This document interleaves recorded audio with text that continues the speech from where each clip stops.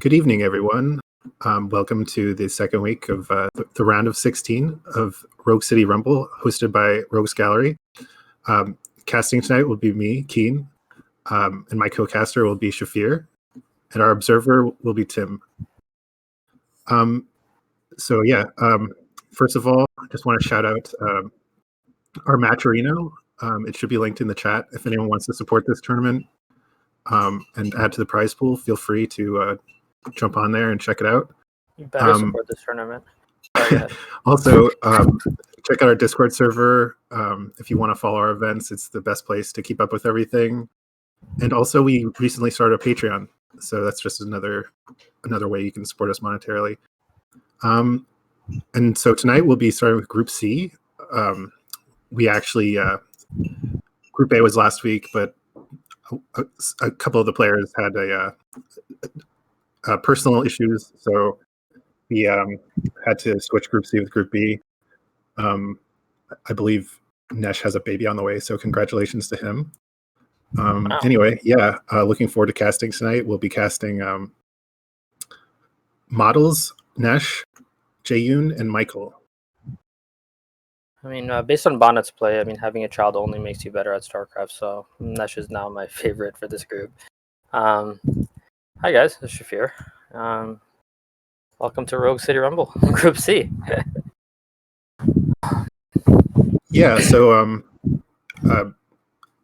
So models against Nesh will be our first match. Models, one of the premier North American Protoss. As you can see here, he's played in a ton of tournaments.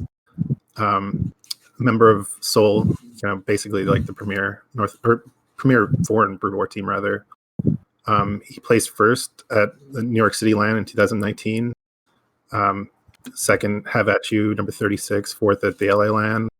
He's been in a ton of tournaments over the past few years. Honestly, the only downside is he kind of like goes into inactivity quite a bit.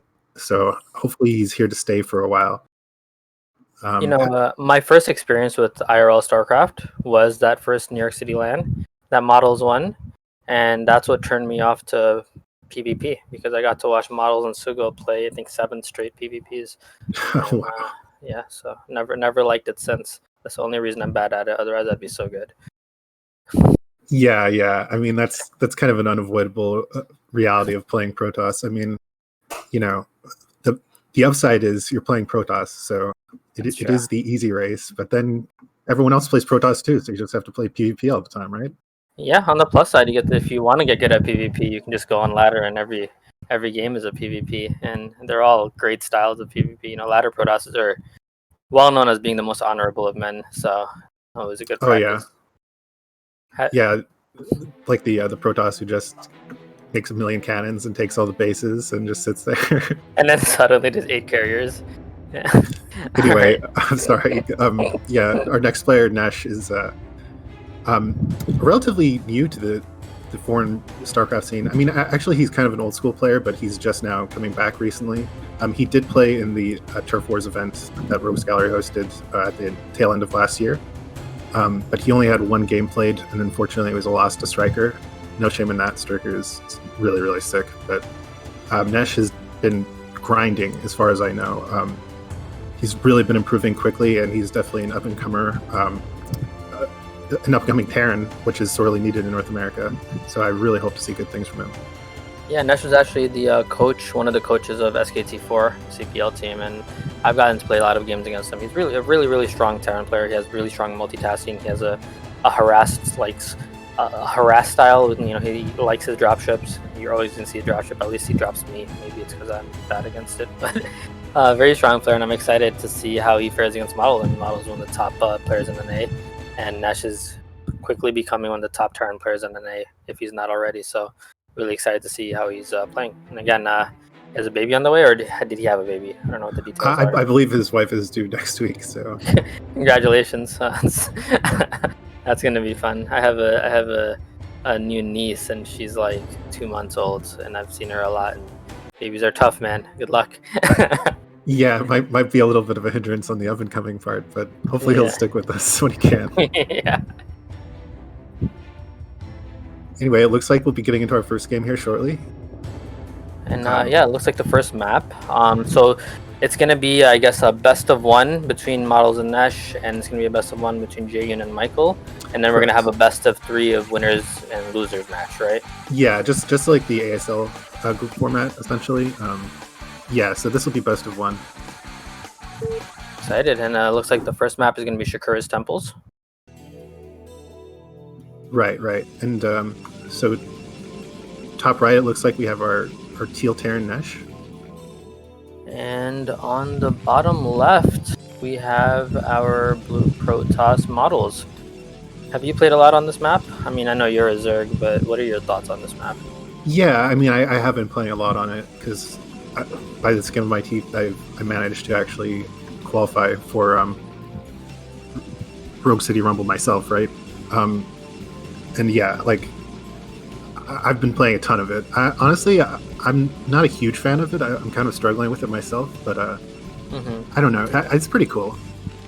Yeah, the map.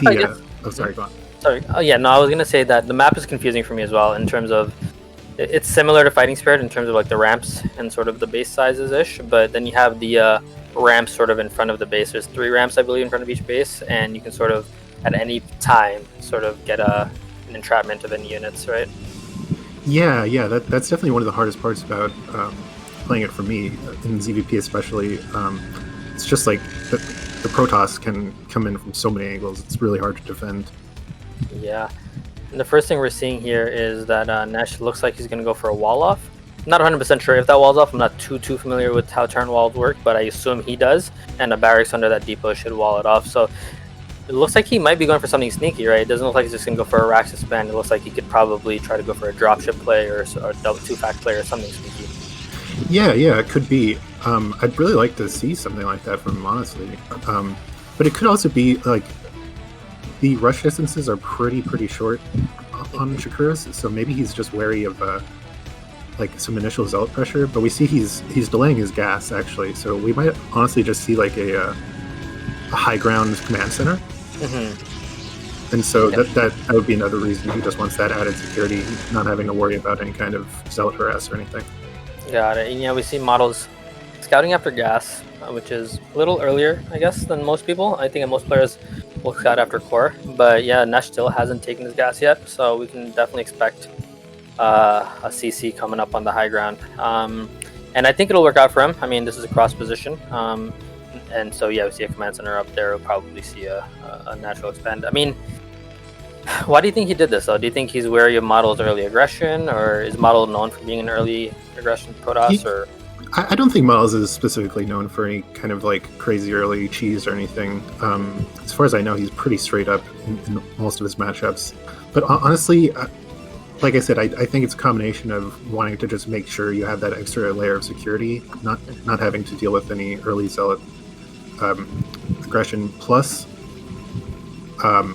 honestly, it just creates a little bit of uncertainty in the opponent, right? So I actually love seeing high ground command centers in TVZ, because it really makes the Zerg think like, this is like a 2-port build, this is a tech build, like who knows if they don't see the command center at the right time. Right. So like now Models doesn't know if it's a 2-fax or what, right? Right. Yeah, so I mean, there's 2 things. Yeah, first, Model doesn't know if it's a 2-fact. It could be a dropship play. He has no idea that Nesh, I think that command center is way out of view, is taking a command center. And the second thing is, then Tim pointed it out as observer, he canceled range, if he even got range, and then started it again. So it looks like maybe he had some sneaky play in mind. Maybe he wanted to go. Maybe that was fake range, but then he, I guess, may have changed his mind. I'm not sure, but there's something odd there. Could have been a mistake as well. But we see him taking the Nexus at 21.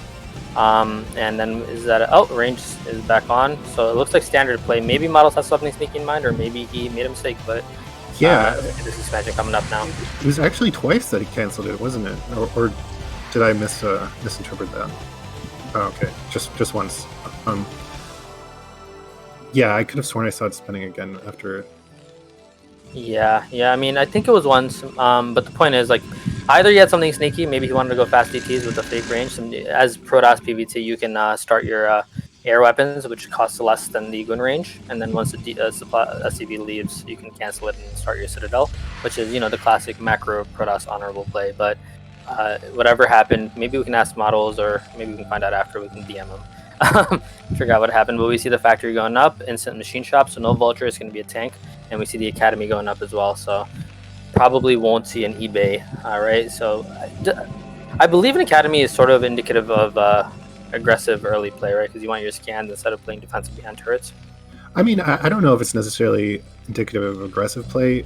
I mean, I am a Zerg player. I'm not a Terran player, so I'm by no means like an expert on TVP. But as far as I know, it's just like the better option to do if you're pretty certain that your opponent isn't going like any like Reaver drop or DT drop or anything.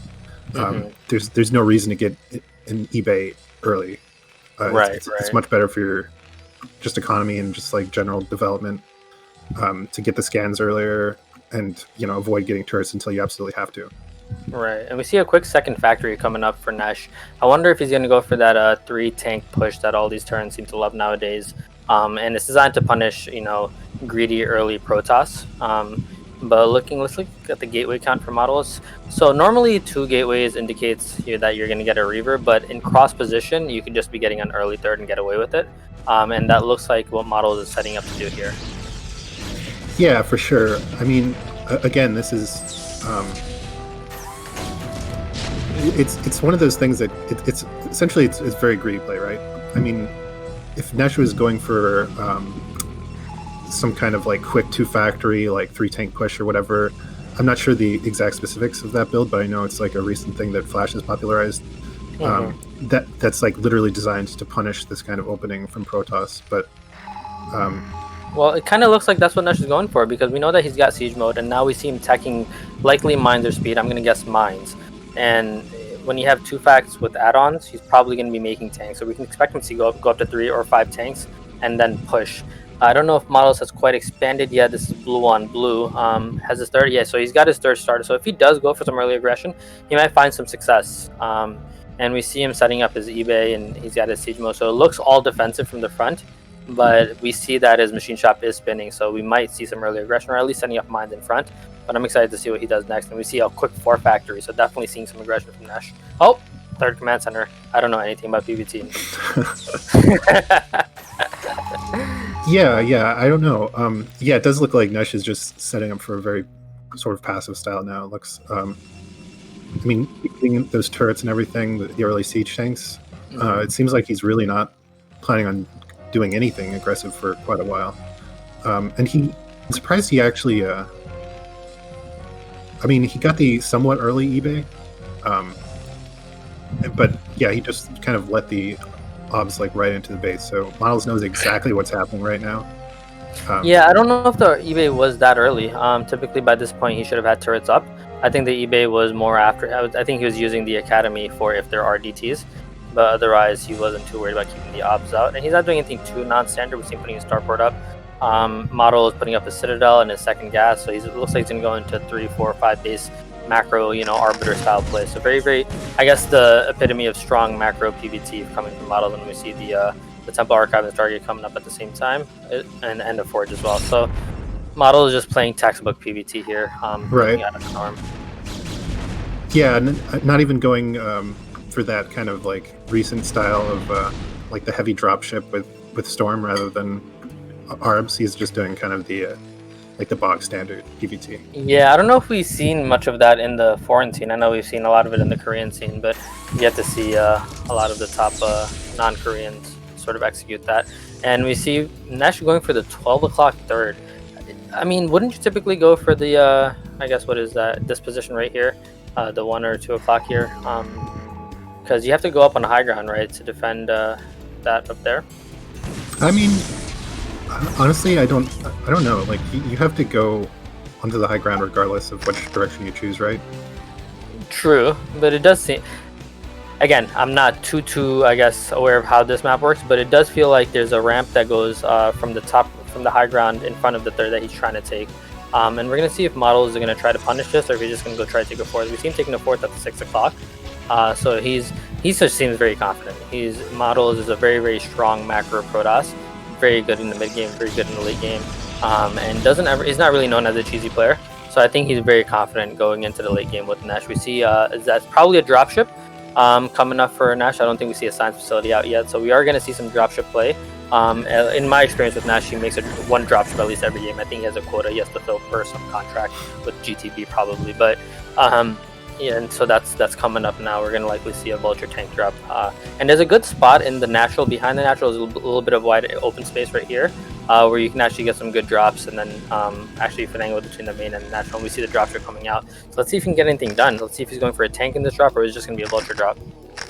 Yeah, I love the dropship actually, because I mean, PvT on this map too, like we see that Miles has already walled off all of his expansions with pylons, which is pretty standard.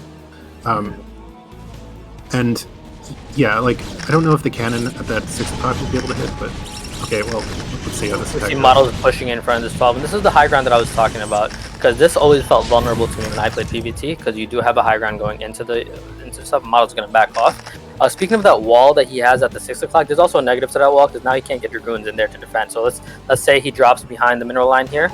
It's going to be a tough time for Models to actually get this base up and running without killing his own cannons and pylons. Yeah, exactly. Yeah, that was my point. Like, if you get a tank behind the minerals there, it's like, well, okay, so Models does have a cannon there, so it's relatively well defended, but it could be a real nuisance eventually. Yeah, I think the 6 o'clock is still vulnerable because he doesn't have one in the mineral line, and then maybe the natural behind the natural where there's a lot of wide open space.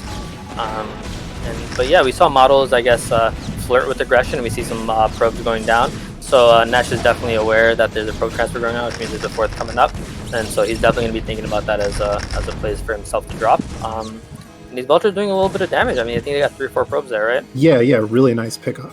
Perfect timing from Nash.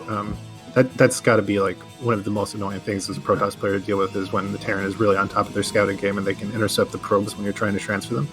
That's one of the strengths of Nash. From my experience with playing him, his multitasking is really, really good. This is why he's so good with the dropships, because he can do his dropship play without really missing a step in his macro. And you see his Vulture harass is pretty solid. He knew when the probes were getting transferred, he got them, he released the mines, and he got out with most of his Vultures. And we see his dropship going down, and Models with a great pylon scouting. It looks like he's setting up for an expansion. And Ness just dropping off 1 Vulture to take care of that. But he's going to find that the third that he's trying to drop is going to be well defended, because he's going to have cannons that range behind the mineral line. Yeah, definitely. Yeah, the pylon was kind of strange there. It did look like he was trying to expand, but I'm almost wondering now if it was just for vision, actually. It could have been for vision, but it did look like he might have been setting up. And that would be a good expansion spot, because it's sort of not a place the Terran would really look. Yeah, a little bit of like a ninja expansion. I really like this though, trying to harass 6 o'clock with Vultures while also dropping. Yeah, and again, the multitasking, he's getting a lot done. That tank has 6 kills, and those are all probes, so he's doing a really good job. Again, back to the multitasking I was speaking about, but naturally, like, he's harassing 6 o'clock, distracting Models, dropping in the main, killing 6 probes, along with the 3 he killed earlier. And we see, I think Models was trying to set up for an expansion, because we see him setting up in the bottom right for another expansion. Models just going, when in doubt, expand. Make units, make workers, and expand, and that's the secret when you don't know what to do in any game. Yeah, and definitely taking another main is really, really important in PvT, because once you start getting into late game, you can't really fight the Terran army head on, especially when they start getting further along in upgrades. So what you want to do is just like take another main base and just pepper it with like a ton of gateways, so you can really, really quickly just remax after you trade with the Terran army, because you're never going to have like the most effective trades. Right. So you just have to whittle Terran down repeatedly. I completely agree, and especially on Eclipse, there's a number of expansions here, and they're all very small. The main bases are the only place where you can really build gateways. So if you're ever in a scenario where the Terran is rallied in front of your natural, which is a very common position to be in PvT, you need a way to first punish, Terran extra aggression, then you need gateways elsewhere. And we see Models playing great PvT here. He's got his cannon set up, and he's starting his gateways. Meanwhile, Nesh is going to go, and this is going to be the first push we see of the game, and he's going to go try to punish his bottom right. It's away from Models' army. Models going to really have to commit to actually stop this, so he might actually just shut this down. Yeah, I'm surprised. I would have expected Models to already have like an Arbiter 2 out, or at least one Arbiter with like a significant amount of energy, but I think he does have an Arbiter. This Arbiter has 88 energy, so he has a separate Arbiter that has 140 energy at this point, 165. Okay. Yeah, so yeah, he just has been a little more passive with his Arbiters. You see him pushing over this way. He might be going for a recall into the main. This has enough energy for a recall, so this could be a distraction. Not really a distraction, but a multi-pronged attack. And we're going to see if this recall can do any damage. I don't know if Nesh has mined up his main or not. Oh, it's a great stasis. No mines in the main. So if he does get a recall off, he's going to do a whole lot of damage. But I don't know what's he going to recall because the entire army's right here. And he could just end the game right here. He's just wiped out Nesh's army. Yeah, I'm really curious to see how this recall pans out. But he's making a lot of progress with this attack. Shutting down this Terran third, I assume would be a fine trade with losing that main. Oh, absolutely. That's his 5th versus the Terran's 3rd. Like, you can play 4 versus 3 against Terran, and if it's 4 versus 2, which is what's going to be if he shuts this down, he's in a great position. Yeah, I mean, initially I was kind of wary of that decision. I was hoping he would kind of just go and kill the Terran army before it... Oh, he just recalled. So before those units were all going to die because he got sieged in, and he just recalled them to safety or another war zone. He's going to take them to the main, and he's just going to town on Nesh in his main now. I don't know. Nesh, though, however, is going after Models 4th, but Models has reinforcement coming up. He's got a D-Matrix set up. He's got no balls. These tanks are all alone. Yeah, that Terran push totally ran out of steam by this point. Yeah, absolutely. This is doing a ton of damage to you. Yeah, Nesh didn't mine up his main, and I think that would have been really helpful there, especially with the recall. We see him mining out of his natural. He's gonna mine now. He's mined out of his main. He doesn't have a 3rd. This 4th where his command center is. If Miles finds out about it, he's just gonna shut it down. I don't know where Nesh is gonna get his eco from now. This doesn't seem like a good position for Nesh right here. Model's doing a great job with his macro expanding, and that push on the 12 o'clock. Coming off that high ground makes that base actually especially vulnerable. I mean, it just seems like a tough place for Terran to expand.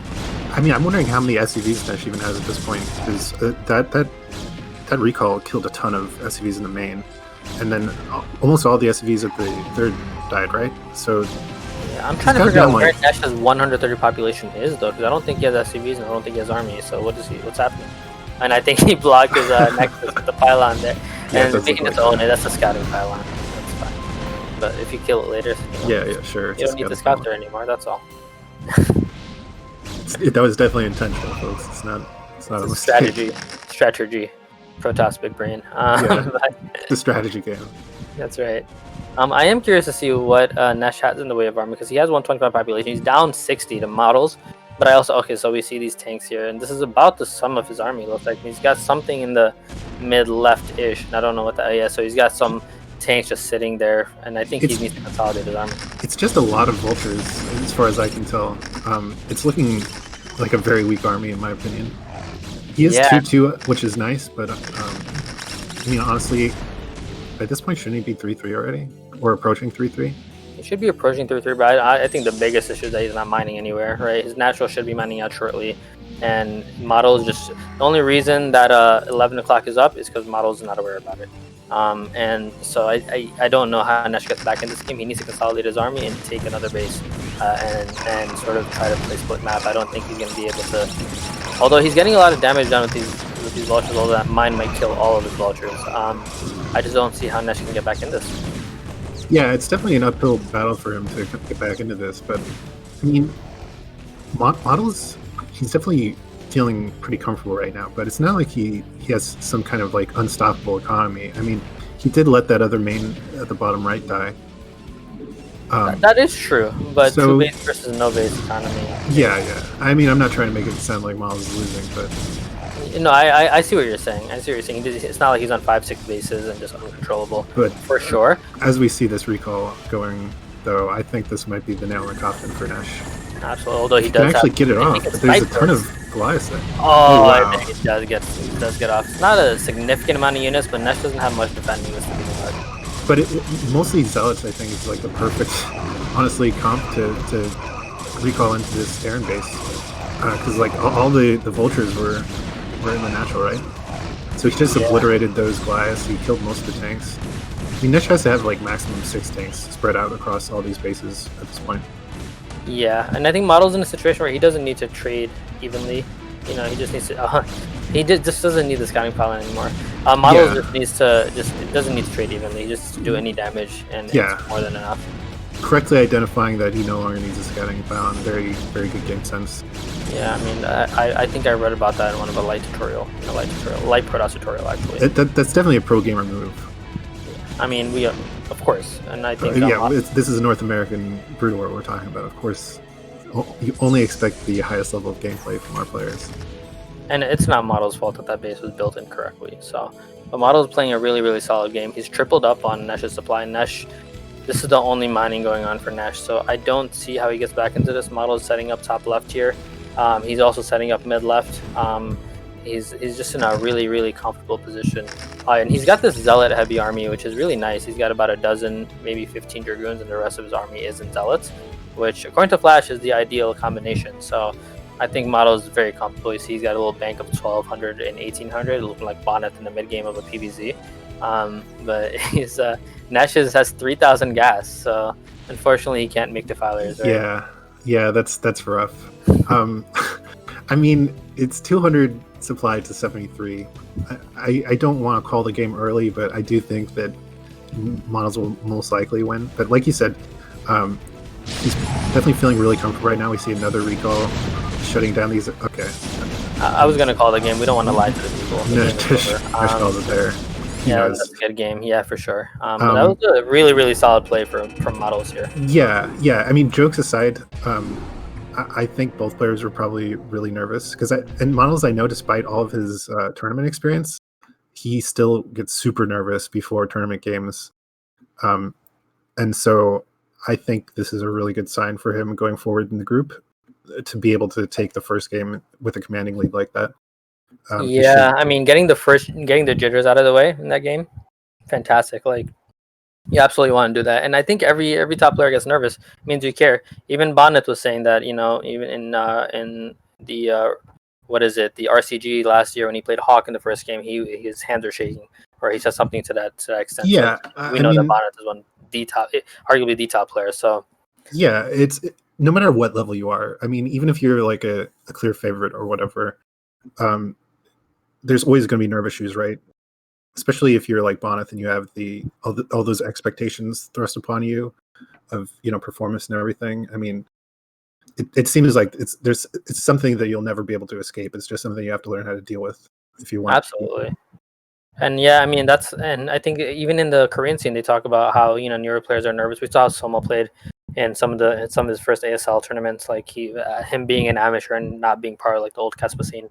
Like, it's a real thing, even at the very, very top. But I'm glad that you just need one game, get your hands warm, get your heart rate up a little bit, and you're okay. And so I'm sure Model is very relieved to get the first win out of the way. And looking forward to his opponent in the winner's match.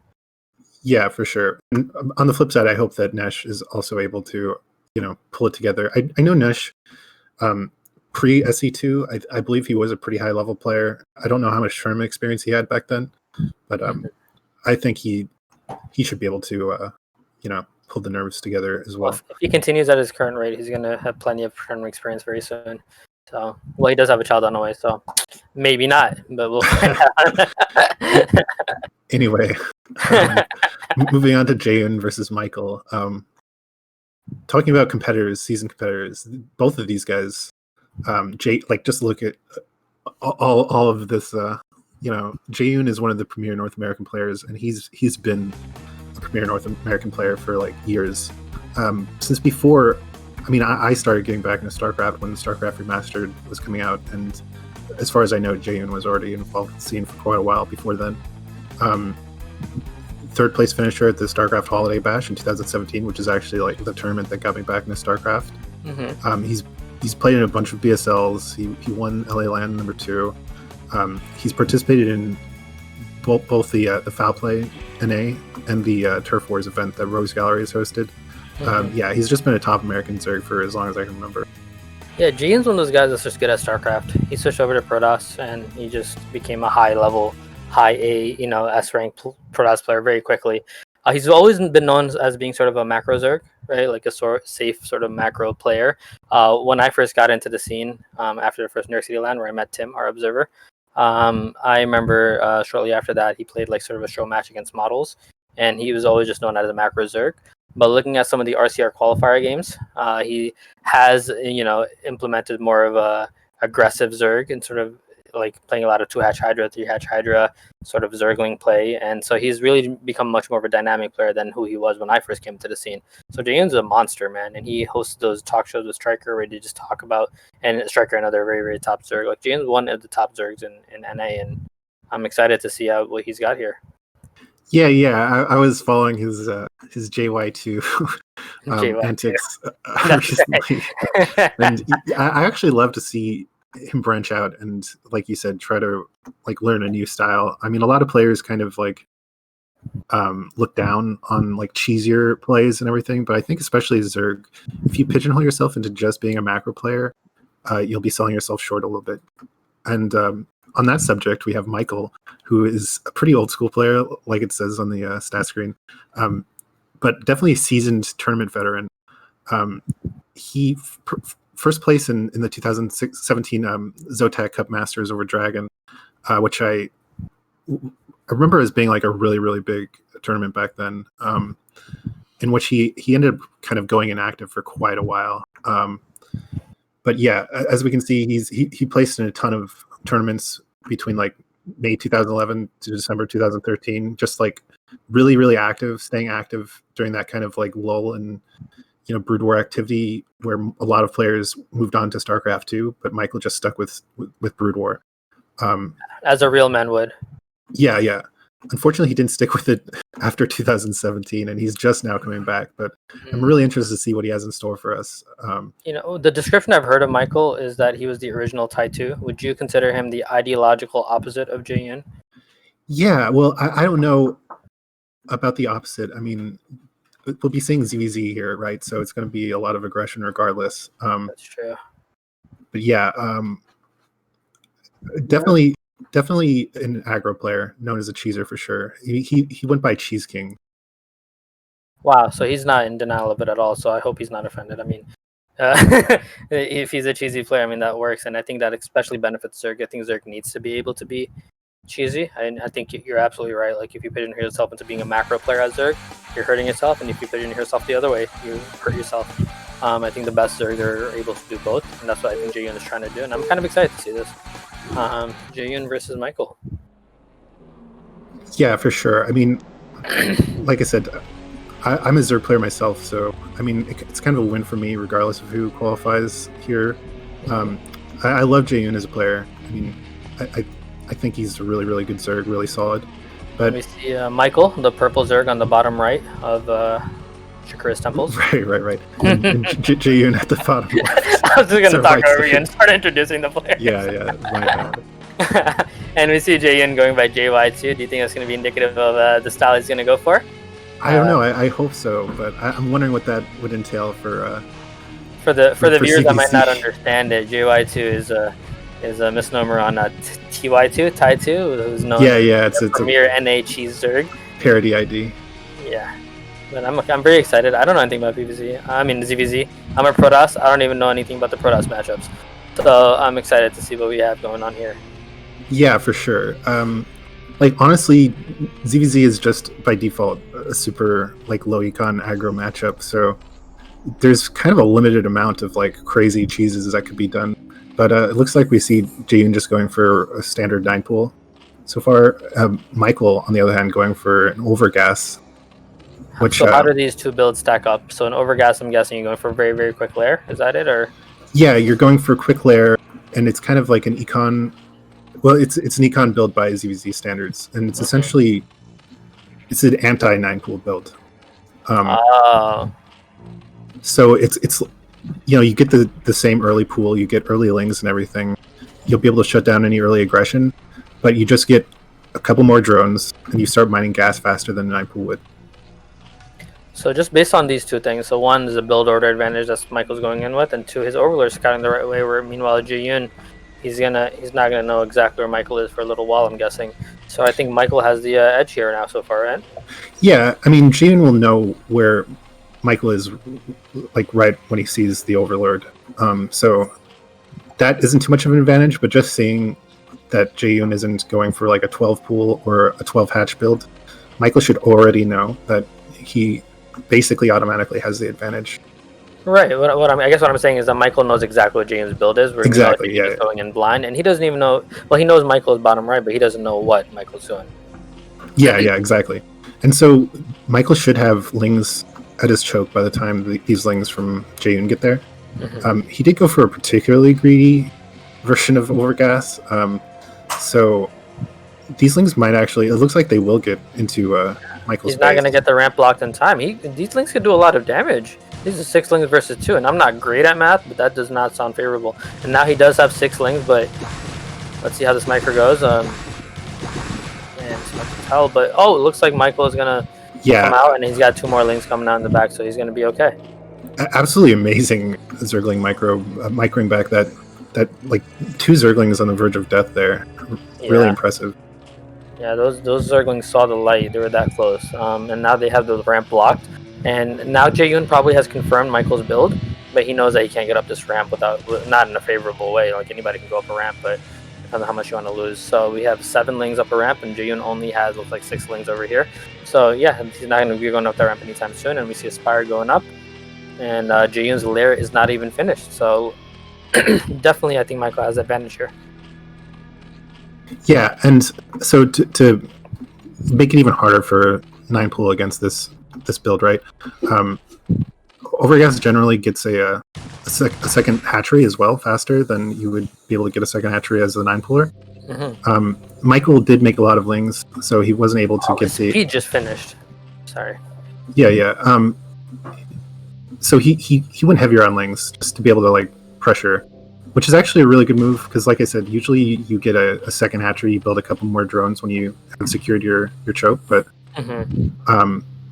kind of putting Jaeyoon on the back foot a little bit, I think, showing that he did get speed and he has like a significant number of Zerglings. So now Jaeyoon is forced to make more Zerglings. I don't know. I think this is a really nice play by Michael. Yeah, and the other thing that Tim was pointing out was that Michael has way more gas. He's sitting at 500 gas right now versus Jaeyoon at 340. So his both his Spire is going to finish earlier. He seems to have, I'm not sure exactly what the drone counts are, but equal drone counts. He has a higher link count. So Michael definitely has a definitive advantage here. So we see 7 drones mining main over there. Okay, so Jaeyoon has a 1 drone advantage on the mineral line, but Michael has a significant gas advantage, and we see there should be 3 mutas finishing right now. And so I think Michael definitely has an edge here, especially with the build order advantage. Yeah, for sure. I mean, so Jaeyoon skimped on lings a little bit. Normally when you see that you have a build order disadvantage like this, you stop making lings around like 10 lings or so. You start making drones to try to like make up the disadvantage. But yeah, like I said, like Michael actually just decided to go harder on the lings to try to surprise Jaeyoon a little bit. But didn't work out quite super well in his favor, but Michael is still definitely has a lead. He has a huge gas advantage. He got his natural expansion started before Jaeyoon did. So he's definitely feeling comfortable right now, I think. Just spreading out the mutas as we see to look for overlords. But Jaeyoon very, very diligent about moving his overlords back in time. Losing an overlord, in this position would be absolutely devastating, potentially game-ending. Right. Yeah, no, I mean, in a low econ ZVZ, you definitely don't want to be spending another 100 minerals on an overlord. Yeah, if you already have a gas disadvantage, and then you only have 1 hatchery worth of larva, having to waste 1 larva and waste all that time waiting for overlords is really, really hard to come back from. This is turn rate 24, so I'm excited to see what their muta micro looks like here. I mean, Jaeyoon is a little bit on the back foot, but maybe he can turn this around with some muta micro. He's got 2 Scourges flying in, getting a scout in, but I think these mutas should be able to just take care of these Scourges. Yeah, I'm honestly not sure about that move. It looks like he was sending in Scourge just to get a little bit of scouting intel on Michael. But I mean, sending in Scourge like that alone, if there's no interference with other mutas, then almost any Zerg player at this level should be able to easily dispatch those without getting hit. But Michael doing the same. Seems like but he's doing the same thing. I guess what I'm wondering is, and I'm not a Zerg player, like, what if you're just using Scourge for scouting? Wouldn't you just want to send 1 Scourge? I mean, I would prefer trying to sneak a ling in, honestly. But maybe I'm just not high level with Zerg enough. I don't know. Yeah, or at least I mean, I don't know if that was worth it because scourge are expensive in gas, and gas is the commodity of the revenue of choice in ZVZ. As you can see, the Yeah, match goes just for gas, so it seems like a iffy decision. He just kill his own Zergling there. yeah, he's doing that Makes sense. just so he can free up some supply, essentially. Got it. I thought it was sort of I thought it could have been a mistake, but obviously he was freeing up supply. It's not a model; it's a scouting pylon, I'm sure. Yeah, definitely not a mistake. This is all intentional. So where is Jay Yun's force supply advantage in? Is that in drones? Like I'm not seeing. Is it in mutas? Like what's happening here? We see 7 drones and then 3 mining gas there. So 7 ton. He has 13 drones. Meanwhile, Michael has 3, 6, and probably yeah. Michael never ended up making up the drone disadvantage that he had. Yes, he's at a 2 drone disadvantage. It looks like so. Armies around even then, right? So. Yeah, but Michael still has this gas advantage, right? Anyway, let's see. I believe he has a muta advantage. And he has these Scourge, but Jayan just microing this perfectly. Being able to dispatch most of the Scourge. And Jayan's got a 2 muta advantage, and if he can take care of these Scourge that are coming in by themselves, like he can actually... Oh, no. That was really brutal for Michael. For 4 Scourge onto 1 Overlord. Right, but while that was happening, he did manage to snipe at least 1 drone. It might have been 2 on the gas, and so we see Jayan forced to build another drone there. So he did. It wasn't completely for not defending the Scourge, but he did get it. He did get another drone, and drones are few and far between this matchup. Yeah, definitely making the best out of a tough situation, but yeah, I mean Jayan still has the muta advantage, and wasting gas like that. 4 Scourge on 1 Overlord, for example. I mean, like ideally you damage or take out a muta with the Scourge, so you actually have a beneficial gas trade there. But that's like 150 gas for 1 Overlord. It's really not great. And again, Jayan is just perfectly microing back, not taking any unnecessary hits from the Scourge. I mean, yes, but I also do see that Michael's getting some running shots off on Jayan while he's retreating, doing the micro against the Scourge. So when we see 2 of Jayan's mutas are just completely, they're like a cough away from dying.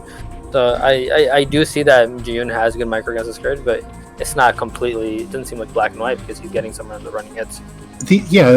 Michael is doing the best that he can with those attacks, I think. But the problem is that he still hasn't made up any of the drone disadvantage they had, and he doesn't even have enough drones to use all of his gas on the Scourge. Only 5 drones is not enough to support this 2 hatchery economy. Almost gets that Overlord. I think that would have been huge, especially because Jayan was just supply capped. He just finished an Overlord here, and you don't want to end up spending another 100 minerals on an Overlord. Yeah, but yeah, so I don't know. I think unless Michael does something very soon, though, or if he starts trying to scrape his economy back into a decent condition, he's quickly approaching kind of an all-in point. Because Jayan is going to be... Okay, let's see how this fight goes. Taking a few Scourge hits there, and there's more and more Scourge piling in.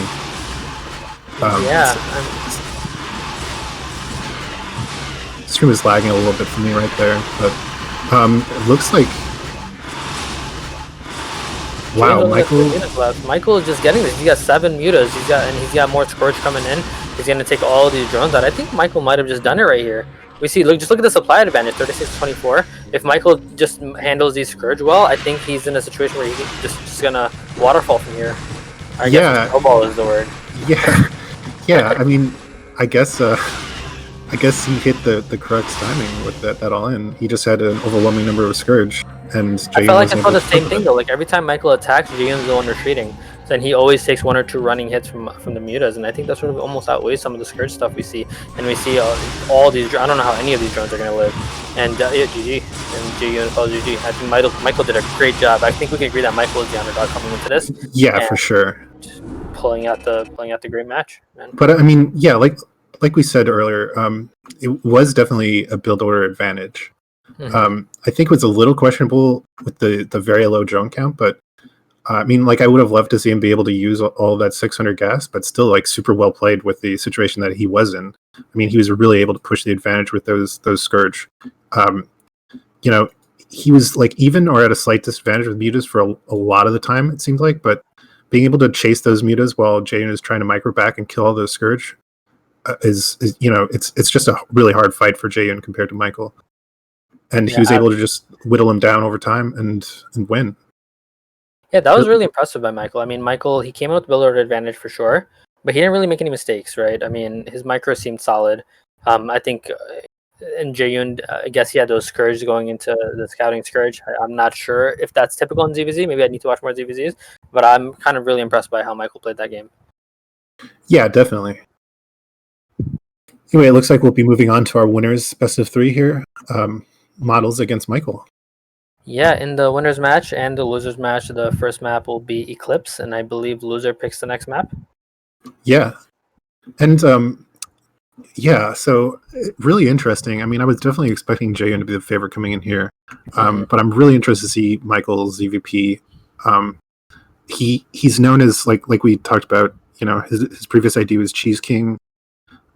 He's known for having a lot of like crazy mix-ups and weird all-ins that we've never seen before. So I honestly don't know what to expect. I remember earlier on Discord seeing someone mention that Michael beat like Oya. Oya is probably like top 4, top 5 foreigners at this point. Really, really strong Protoss. So I mean, honestly, this match could go either way. Not to take anything away from Models. If Models was preparing for Jaeyoon, I know that Jaeyoon and Models knows that Jaeyoon has been playing more of a aggressive, cheesy style of Zerg. So this suits very well into him ending up playing Michael. And Models, from what I've seen in the games I've seen, he plays very well, very good, safe PvZ style. Where let's see if Michael has any luck against Models PvZ. But I'm excited to see what happens. And maybe I can learn a thing or two from Models, or maybe not learn a thing. Let's see if Michael can execute. Yeah. Like I said, not to take anything away from Models. Models is a very, very good, very strong Protoss player as well. I believe he got first place in his group. I think he knocked Jaeyoon out in the finals. So like, he's definitely capable of taking down the best that North America has to offer in terms of Zergs. It's just the only thing that remains to be seen is if he's ready for a Tai2-esque player. Yeah, and I'm excited to see how he plays. Man, you build the extra cannon, and send the extra probe out. Yeah, but that's part of the mix-up, right? I mean, you can't just blindly over-defend. That's how the cheeser wins, by doing the one that you weren't expecting. That's absolutely right. But you could also just be so confident that you just think, hey, as long as I make it to the mid game, or as long as I make it to the late game, this game is mine.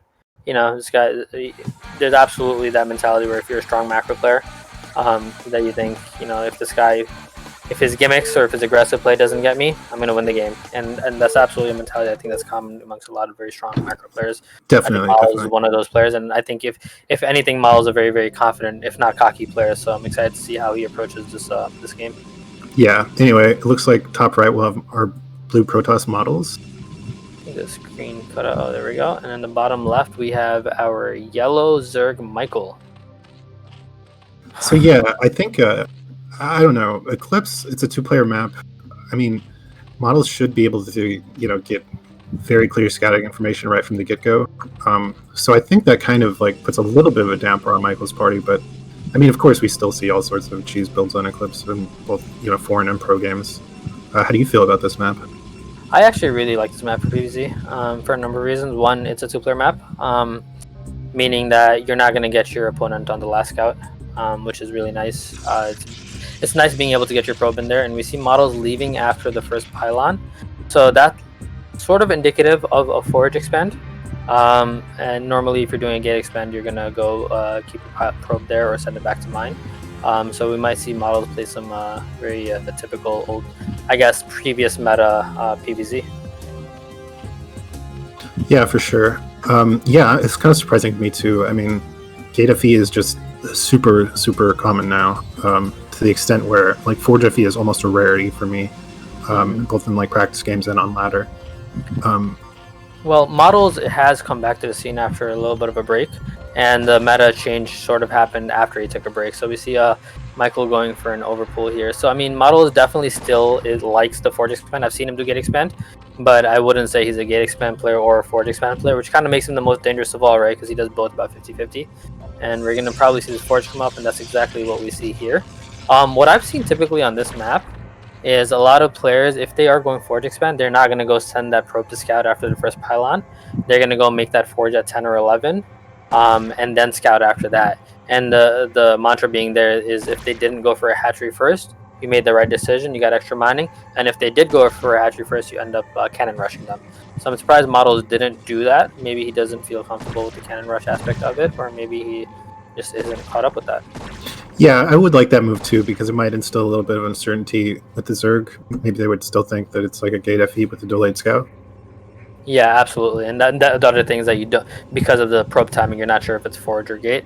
We see Models throwing up the Nexus at 13 and then the cannon. His probe is down to just 3 health there. So he did harass that hatchery drone for a little while, but at the cost of his main scouting probe. So, I mean, I would probably just send a probe out on the top left, just hide a probe in the map right now. Just because you're going against a player like Michael, just make sure you're able to get out again. Instead, he's not hiding his second probe. He's sending it straight through the middle. And Michael actually made 6 lings. And they think 5 of these lings get spotted by the second scouting probe, so completely busted there. He could have tried, running by or trying to kill the cannon, which 6 lings are able to kill 1 cannon. But either way, I mean, Models saw everything that was happening now. He has probes in place, so Michael is kind of just at a slight disadvantage now, just having to return to his base and to take out this probe scout. Yeah, I definitely agree. And Model's doing the same thing and the second cannon. You could just go risk it, start a zealot and trust on your pros to be able to block the chokes if the 6 lings do attack. But I think typically the safer decision is just to make the second cannon. You want to hide your probe if they and he does lose the probe, but that's not good because you don't want to be blind. And there's no reason he should have lost that probe. That was a mistake on Model's part. The lings don't have speed yet. Probes and lings move at the same speed, so he could have definitely kept that alive if he was paying more attention to it. So he's definitely in a position where he wants to get a probe out ASAP, because you want to know if that gas is going to speed, and you don't want to have to validate it via the Zerglings, or if he's going. And we see that probe trying to be sent out, not through the middle this time, but down to the middle left. But it's going to get intercepted by the Zerglings. And if Michael's getting speed, he could completely shut off Model scouting here. Yeah, and very strange by Michael. It looks like he got Zergling speed, and then he's banking 100 gas now, but he stopped mining. So I'm honestly not sure what he's doing. I've never seen this build before. Yeah, it's interesting. I wonder what he wants to do. Like he stopped. Like what would even be the options there? Like he'd be saving the 100 gas. Like where did the initial gas go? He's just banking the gas. Maybe he wants, but he killed the probe. Maybe he wanted Models to see that there was no lair and then kill the probe and then get the lair. Who knows? But we see the 4th hatchery going up with no tech behind it yet, and we see the Hydra den finally comes. So 4-hatch Hydra. Yeah, I suppose so. Interesting. Yeah, he's starting to mine the gas again, so it's... Yeah. I guess it was a mind game. I mean, he clearly got link speed. I think these links have speed now. Maybe he wanted Models to go in and see that he stopped mining gas, or maybe it's just part of the build, and we're just uneducated. Yeah, I believe 4-hatch Hydra is kind of an old school build, but I'm not super familiar with it. Yeah, he definitely got link speed. The thing is, I feel like Models should have his Corsair out well in time for any kind of Hydra attack to do any damage. Yeah, the 4-hatch Hydra I've always seen sort of as a response more like of a Gate Expand build, not really as much against Forge Expand. So I mean, maybe Michael is preparing for a different opener, or maybe this is just an old school build that we're not up on the meta on. But I mean, he does look like he has a good number of drones. He's got 5 at his 3rd, and then he's starting to build his Hydras. So he might just go for just this heavy Hydra play. And meanwhile, Models has no idea because his probe got killed, so he's got a cannon in the mineral line that he doesn't need. And he's gonna be sending this Corsair probably down the path of where Hydras would come, just to make sure he's not getting Hydra busted. Yeah, it looks like that is what he's doing. Well, not so much, but a little bit. A little bit. He's skirting the edges. Yeah. We see the lair going up for Michael, so he's going for a sort of a more, and we see the 5th hatchery here. So I mean, very standard play, if not typical of the exact build in the current meta, but very like he's going towards a macro Zerg play. We see Hydras pop in here. We probably are getting the speed and range upgrades happening in that Hydrogen right now. And yeah, just looking forward to some standard play. We see his first DT out for models. Let's see where that thing is headed. Yeah. I mean, Michael should be okay here. He has more Hydras coming, it looks like. Just one Corsair from models, I think. Did models stop making Corsairs? Is the Stargate not popping? Oh no. Okay, so those are two more stairs so there. Two Corsairs there, yeah. So this could actually potentially be a little bit of trouble if he snipes that Overlord, because Overlord speed is going to be very slow going, but very, very nicely played by Michael. He's able to snipe down that DT before models Corsairs get into place. I think kind of a mistake by models there. I think you should have sent the Zealots earlier, and then use them to tank for the Corsairs and then get the DT in. He set the DT in first and swapped the DT, so a little bit of a small error there, but not. Yeah. I mean, that's exactly what you want to happen is the Zerg. You want to snipe the DT. Never mind, there's a second DT. So Michael thought he was out of the woods, but he's not. But maybe he is, and he just killed the DT. Yeah, he dealt with this really well. I'm actually kind of worried for models now.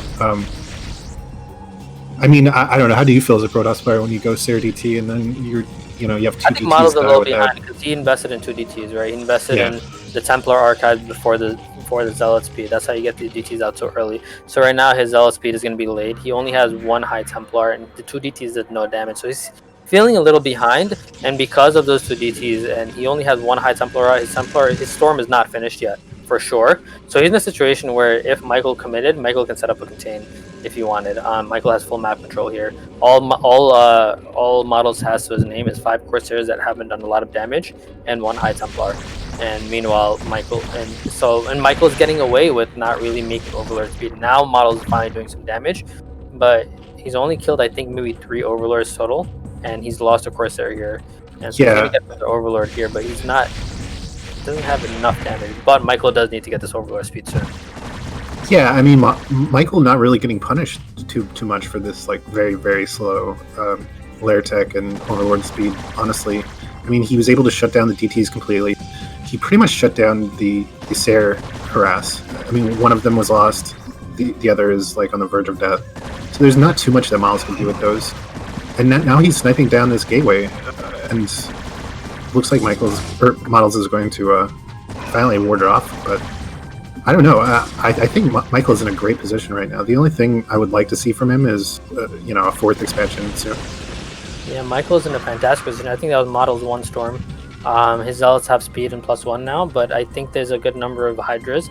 Michael has been droning up. I think if you want to commit to Hydras now, he can really just make a switch and make more Hydras, and he looks like his third looks very saturated. His Overlords those are speed Overlords now, and all Models has probably 1 Storm at that point from his 2nd High Templar. So he's not in a great position. He's not really set. Yeah, he's got 1 Storm. He's not really, and maybe he's going to get a 2nd Storm soon, but he's not really set up to be able to move out on the map very soon. I think Michael can safely take his 3rd and set up for Models' 8-gate push that has to come, because Models can't really transition to getting a fast 3rd from here right now. Yeah, Models is definitely on the back foot right now. He can't really move out at all until he has some Dragoons mixed into that army. Otherwise, the Hydras will just instantly pick off any straggling High Templar. And yeah, he needs at least 2 or 3 more Storms, and he needs escorts for those High Templars in the form of Dragoons. Yeah, and I mean, usually what you'd like to see is Protoss probably be up like 20 to 30 supply in PvZ, right? But I mean, honestly, they're really close in supply right now. The only thing hindering Michael is that the Corsairs, to Models' credit, did pick off a couple more Overlords, it looks like. Mm-hmm. So Michael is supply blocked momentarily. Yeah, we see Michael deciding to skip the Spire here. So, I mean, drop play can eventually become pretty dangerous here, because you don't really have Scourge to stop anything. And we see Models moving out with these Zealots, and Michael, I guess, has his units a little split up, but if he can get this together and dodge these Storms, he can be in a great position. And yeah, and this is the problem with moving out without any Dragoons. Like, these Zealots, the High Templar have to be far back, right? If they're with the army, they can just get sniped. We see these 2 lurkers setting up here. He's probably just going to sit them here and wait for models to expand, and when they come, he's going to kill the probes.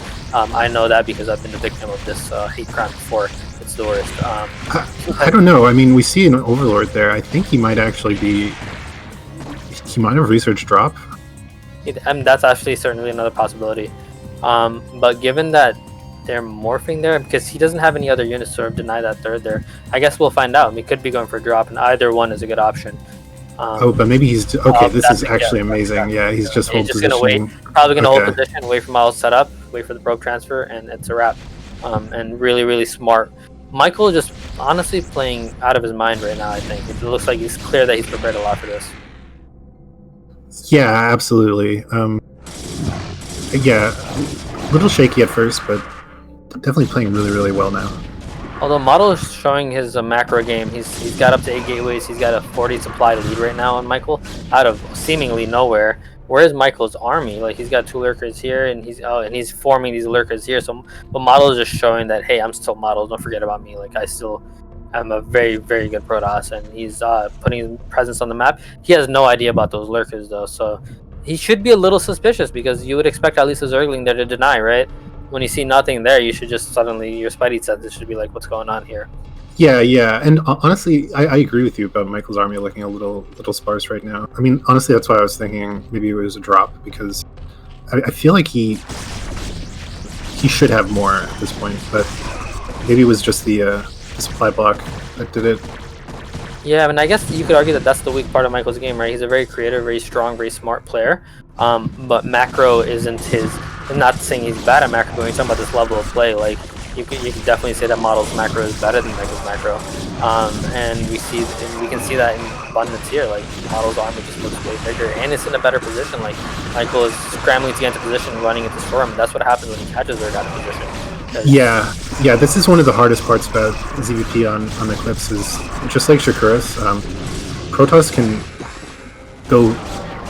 There's just a ton of different pathways that Protoss can hit you, and if you aren't well prepared, or if you don't respond quickly enough, then you'll just get absolutely wrecked. We see that here. Model's able to completely shut down that 4th base. Yeah, absolutely. Model shuts down the 4th base. He's got this 2-0 army. He's got 7 Overlords here just sitting and hanging out, having some tea. But he still doesn't know about the lurkers at the 3rd. And he doesn't suspect it. Michael did send some links, so like that could stave off any suspicion from Model's side. We're at the 14-minute mark. Model should be mining out of his main very soon, and his natural should be looking sparse. So if he does get his 3rd set up, we could see a very massive probe transfer. So it looks like Michael may be behind now, but I'm anxiously waiting what happens when Model sets up his 3rd here. Yeah. I mean, that could be a game-turning event. Losing like half of your probes to hold position lurkers. I mean, yeah, Models looks like he's 2 to 3 minutes away from mining out of his main and his natural. So he looks like he's in a good position on the map right now, but he's got a timer, and we know that there's a bomb at the 3rd base. So Michael has certainly thought this through. Like, maybe he's accepted, hey, Models is gonna macro better than me, but I can be smart. I can be crafty. Yeah. I mean, the thing is, Michael is on a timer too. Losing that 4th base really, really hurts his Zerg. Being only 1 base up against Protoss isn't really where you want to be. As Zerg, like, ideally you have like 2 bases on the Protoss, but that's a little greedy, Keen. See, I think yeah. Biased. Oh, and we see the probe transfer. Let's go look at the 3rd. Let's go. Oh my god! Wow! How many probes did that get? That's 4 and 16. That's 20 probes. Holy crap. And we see that in the supply right now. Michael's caught up almost. He's only down 10, which is not a good position for Protoss. Protoss wants to be up 20-25 at this point. But a great storm on 3 lurkers at once, and Model just realized what happened here. Yeah, I think that caught Models off guard so much that he actually accidentally ran his whole army through this lurker field. And this is just, throwing salt on the wound. I mean, he's able to deny this bottom 4th base from Michael, but losing all those units in that kind of trade really, really hurts right after losing half of your economy. If you have a supply lead on the Protoss, how do you feel? You feel great. And then if you're in this position, potentially denying the third base, it's like, wow, this was an amazing game turnaround for Michael. Yeah, and absolutely, and especially now that we know that Models is probably mined out as a main now, and close to it as natural. Michael's setting up 2 expansions at once. He tried to set up 3, knowing that 1 or 2 are gonna get taken out. He just needs one of them to live, and that's what's happening here. And now he's got his lurkers in position. He's got the gas set up. I don't think Models is in a position to punish this. I think Michael has a very, very strong lead here, and I'm kind of surprised. And I'm very excited by it, honestly, seeing the level of play Michael is showing here. Yeah, this is really interesting. And like I said earlier, I as much tournament experience as Miles has, I know that he's a very emotional player. He's prone to being nervous and having in-game stress and everything. So like, just dealing with this in game, I can imagine that he's potentially tilting right now. Mm-hmm. It's really hard to keep your cool when things don't go your way, and this is about as bad as it could have gone for Models. Yeah, I think in a lot of tournaments stuff, especially when a lot of people are watching, like being the favorite is actually a lot more pressure than being the underdog, because people expect you to win, and so definitely I can see that possibly tilting Models. I don't know Models well enough, but it's definitely not the ideal position to be in right now, especially as a favorite, because you might end up overthinking. But he does find the top left, and he sends a DT in as well, and he takes that out. If he can get his third up, I wouldn't say he's out of the game, because Michael is just now setting up his 4th in the mid left. But he does have the Hive Tech up. He's got his Defiler Mound up, and Defiler Tech really changes the name of the game in PvZ. Yeah, for sure.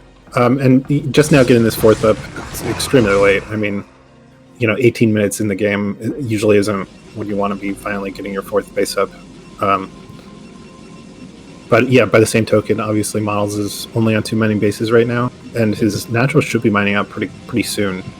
So he's going to want to be angling to take a 4th base, but he's still behind Zerg in supply, and I think he probably feels the pressure right now that he needs to stop Zerg from just like making bases all over the map. Yeah, our observer Tim pointing out that he's only got 2 pros mining gas at the 3rd, so we can definitely see possibly some pressure going, getting to his head where he's making some mistakes. We see him setting up for another base on the bottom, and he's got his lurkers in position, so I don't see how Models can take this out either. I mean, I think he's in just a fantastic position. We see a large army moving up in the top middle part of the map. I think those must be Zerglings based on the speed of their movement. Yeah, and that's what they are. They're going to snipe some high Templars, and you don't want that, because you're in the when you're behind, you don't want that. And we see, And Miles just trying to shove his way in here again and brute force this base down. But I mean, honestly, I don't think this is the right play, because his army is still so small. And Michael's just going to flood Zerglings in here. He has a Nidus set up already. Well, Model's getting a lot more success than I expected. Just if he can take this, but yeah, it's gonna get cleaned up. This might be a last-ditch attempt by Models, knowing that he's so far behind. If this base goes up, it's a very uphill time to get back to this game. Yeah, I mean, the Archon in the middle line got a lot of kills. A lot of drones died there, but I still don't think...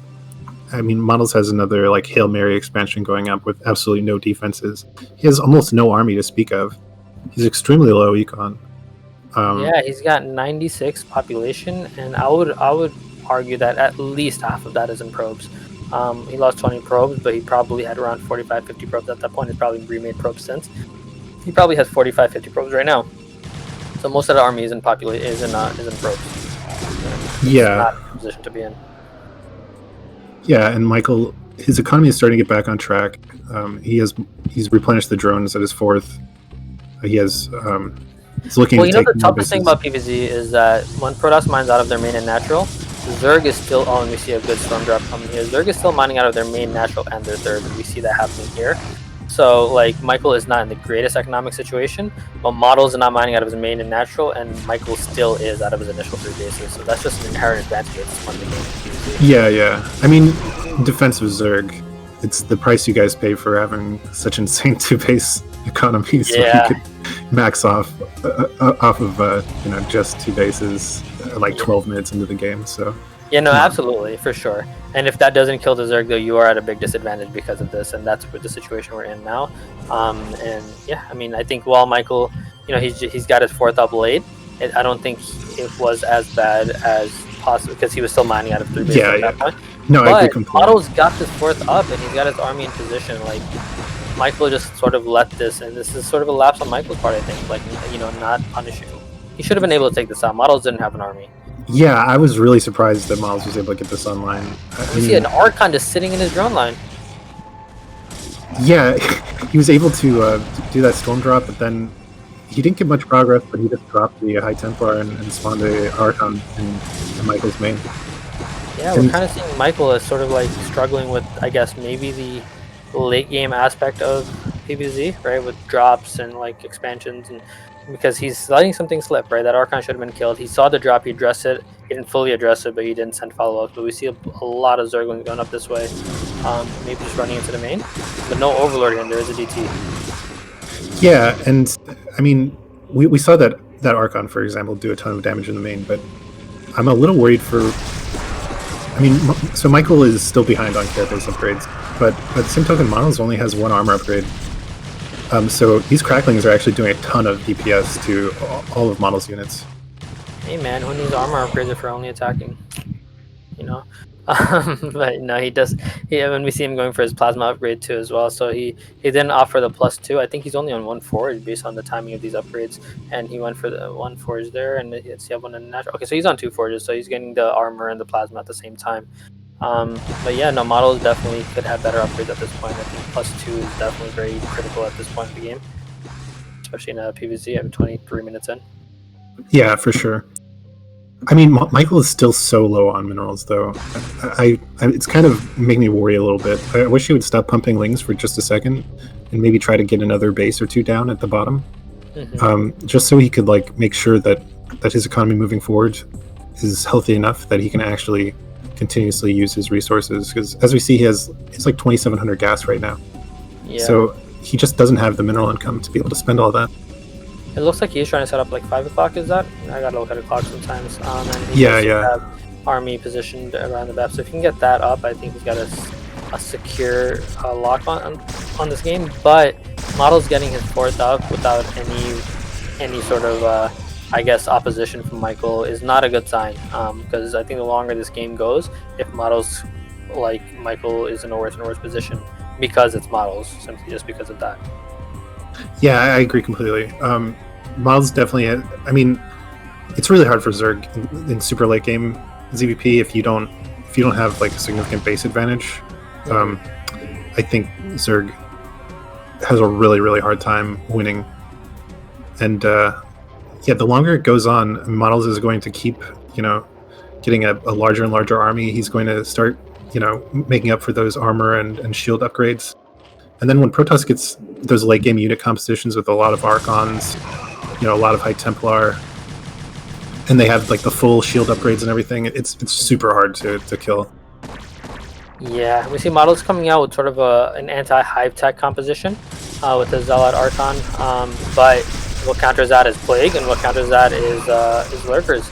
They do well against Darkstorm because aside from Archons, Zealots do fine, but I wonder if this trade is worth it for Models. So this is most of Models' army, and he's down 30 supply against the Zerg, going up a ramp into Lurkers and Defiler, and that absolutely beautiful Plague by Michael, getting like basically center of that entire army, getting like as many units as he possibly could have gotten.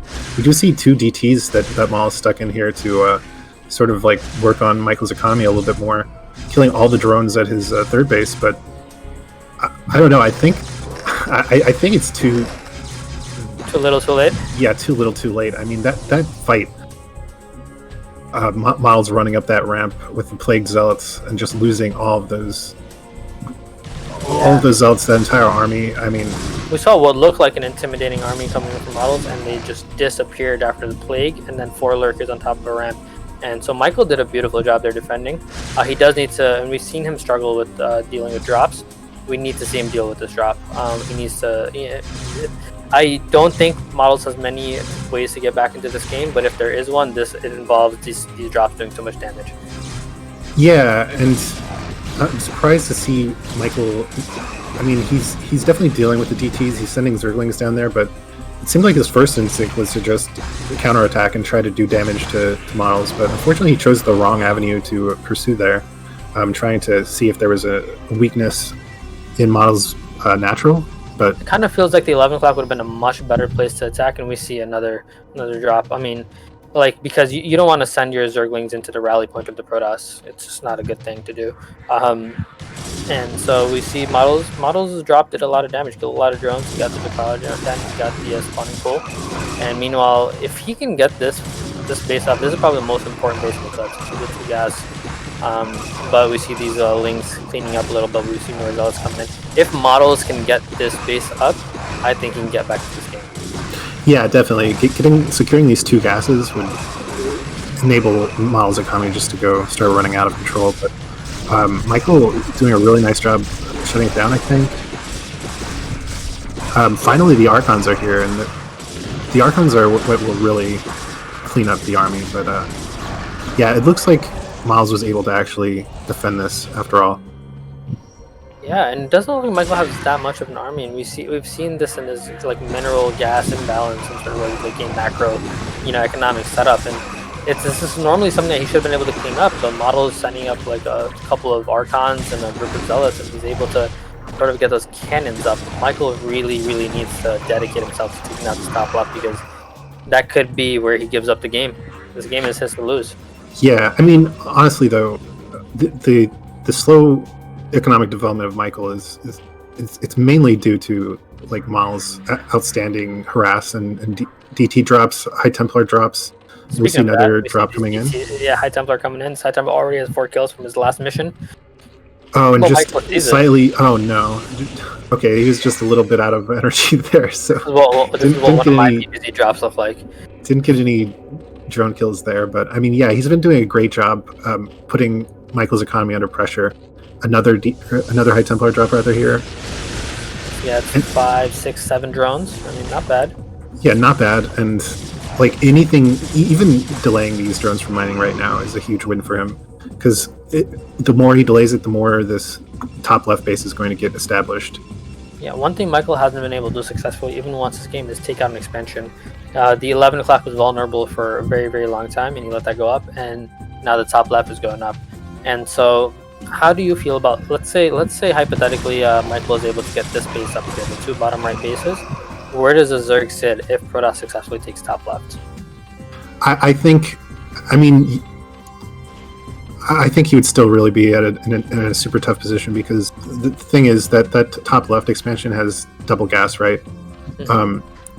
And Michael hasn't really been putting up much of a fight against this drop harass, so I think Miles is still going to be continuously able to keep killing drones with drop harass, High Templar drops. Once he gets speed shells, it's super hard to stop, and then Miles' economy is just going to run away with power when he gets, just a bajillion gas for High Templar. So you're saying that even if Michael gets the 2 bottom right, that Models would be at an advantage? Well, yeah. I mean, the thing is, how does he get there? I feel like even if he does get that base up and running, he's never going to be able to get the drone economy that he needs to really start powering. Just from what we've seen so far in this game, we still see Michael struggling. He's definitely macroing well, but we haven't really seen him go over 300 minerals, and that's partially because his economy is just not super healthy. He's having a really hard time just keeping an optimal number of drones mining minerals at any given time. Yeah, looking at the population, it looks like Models has taken the advantage back in this game, right? Would you say that's fair? Or yeah, absolutely. Can we take a look at what Models' third looks like in terms of the mineral saturation? Yeah, so he's gonna mine out of his third soon. But he's got top left up. Oh, he got another beautiful plague up on these zealots here, and he's got alerts on the high ground. I mean, let's see if Models has learned his lesson from the last time. Old man, but yeah. I mean, I think Michael is playing good defensively, but he needs to get his economy set up a lot better than he has been. For sure. The one thing that's really disappointing me about Miles' position in this game right now is his army composition. I don't feel great about having all these zealots, especially trying to attack up into these fortified bases. Those zealots are just going to be paper thin at this point. They're basically just filler. I mean, the problem is once Dark Farm is up, the only thing Protoss has that does damage are the zealots, right? You can't really go with the Dragoon composition here. Yeah, I mean, I would like to see, heavier Archon, heavier High Templar, mixing in some Reavers. I don't think we've seen a single Reaver yet from Models, which is really important for Protoss late game. Really hard for Zerg to and go. these drones are running right into this Archon wall. And so yeah, I mean, Model's doing a good job. If he can shut down his bottom right, I think he's come back into this game from what seemed like an unwinnable position. Yeah. I mean, Army Combat side, he has a huge advantage right now, and killing that base is really, really, really bad for Michael. Yeah, I think the 11 o'clock, taking the 11 o'clock without any opposition was the first step of Models getting back into the game, and taking the top left. Models, yeah, I mean, I think Michael sort of opened the door and let him in. Like, he should have, I think, defended those expansions a little more aggressively. But yeah, I mean, super well played by Models. This is like a textbook example of how to come back in PvZ if you're at a disadvantage. I mean, just keeping up the harass, constantly dropping, constantly killing drones, constantly sending DTs all over, and killing buildings, killing stray units, just making the Zerg's life hell. Honestly, it's really your only option, and I think Miles did a stellar job of coming back. Yeah, it sort of felt like out of nowhere. Like once he got his fourth, like his the top left up, now we see him at triple the supply, now quadruple soon. Like Model is just showing that no matter how far he's behind, he just shows great like a lot of confidence in his play. He just kept playing. Like maybe he was tilted, maybe he wasn't, but it didn't sway him. Like he didn't play the best early game, but his mid-late game he just showed his class. Yeah, and basically game here, there's really nothing that Michael can do. Yeah, I know, I completely agree. I think Models has secured this game. I didn't think he would, honestly, and Michael GG's here. Really, really solid game from Models. Yeah, absolutely. When I saw all those probes die and then Models run his army through that lurker field, I thought there was no way Michael was going to lose from that position. But really, really great job for Models being able to stay composed under pressure like that. Excited for game 2 here, especially after that game 1. Yeah, absolutely. I'm curious to see what kind of map Michael picks, because honestly, our map pool for this tournament is composed mainly of modern ASL, ASTL maps, and right now it's not the most ideal map pool in my opinion for Zerg.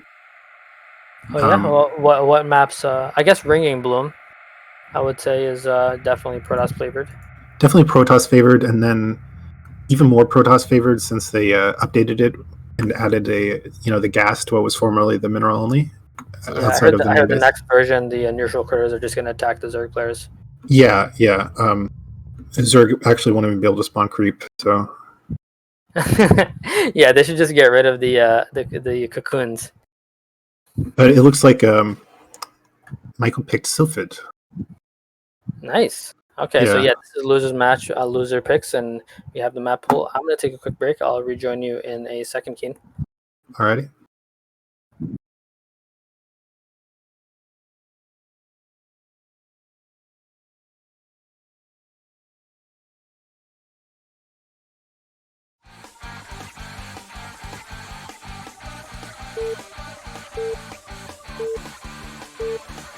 Looks like we'll be heading into game 2 on Sylphid. Alright, so 12 o'clock position, we have our blue Protoss models. And bottom right, we have the yellow Zerg, Michael. So while I'm here solo casting, I just want to point out all of these maps being, modern. Sylphid is actually the oldest map that we have in this pool right now. It's been around for a year and a half, I believe. And even so, it's still pretty new to Michael as far as I can tell. I'm pretty sure Michael didn't play when Sylphid was introduced, and it's not even a ladder map right now, so I'm actually kind of surprised that Michael chose it. I figure it would be one of the maps that he has the least amount of practice on. So I'm interested to see what he has in store for Sylphid.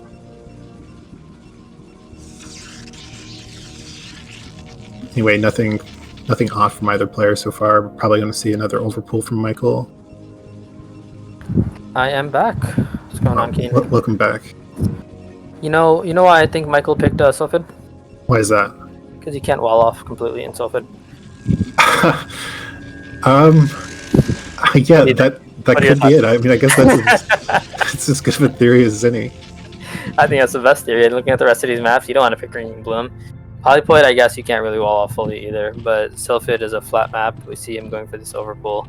And Models is in the position where on the right side he'll need a Zealot and a Probe, and in the middle between the Forge and the Gateway he's going to need a Pylon, a Probe, or a Zealot, right? So it's sort of a 3-unit block, which is tougher than, let's say, an Eclipse where you can just block it with 2.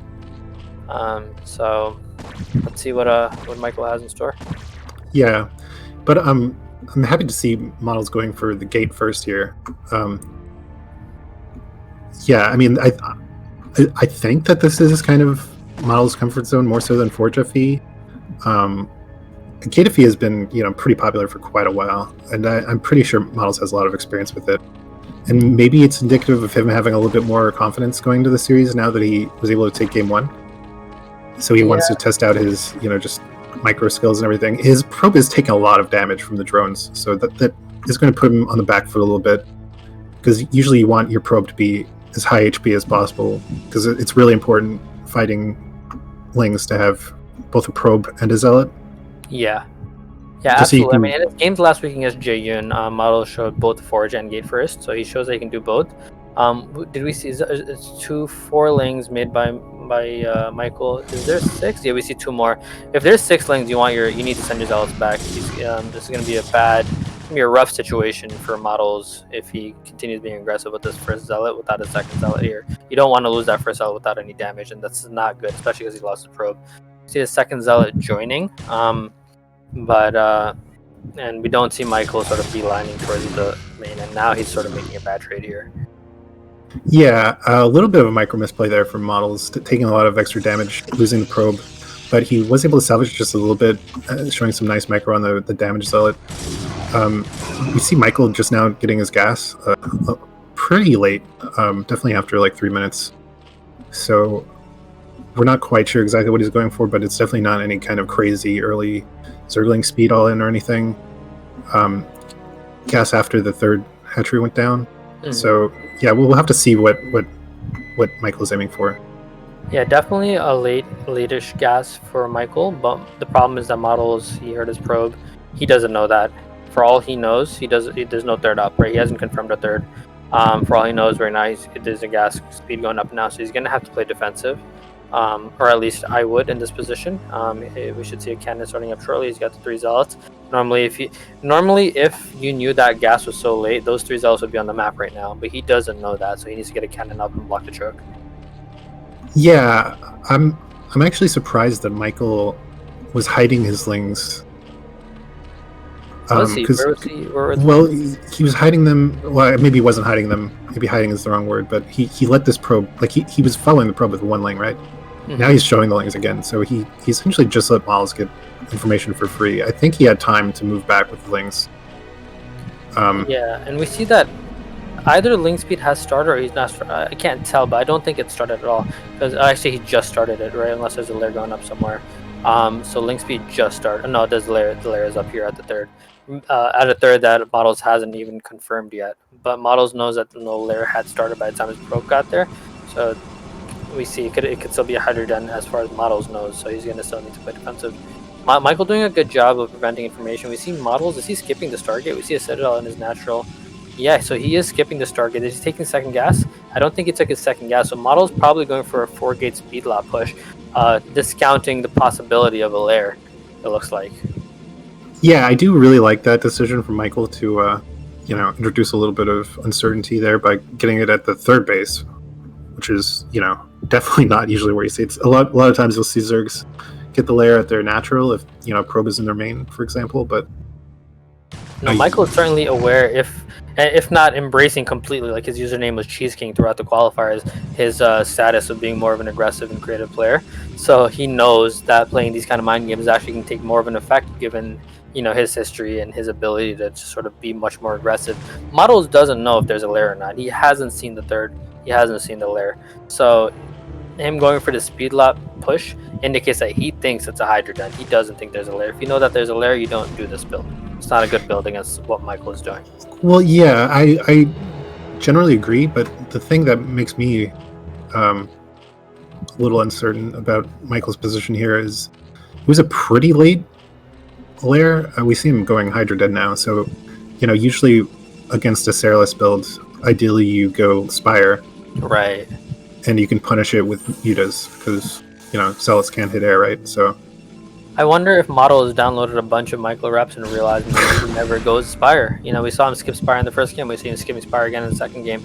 If I watch 10 replays of Berserk playing Protoss, and if I see him never going Spire, I'm going to do this 4-gate speed lap push no matter what I see, right?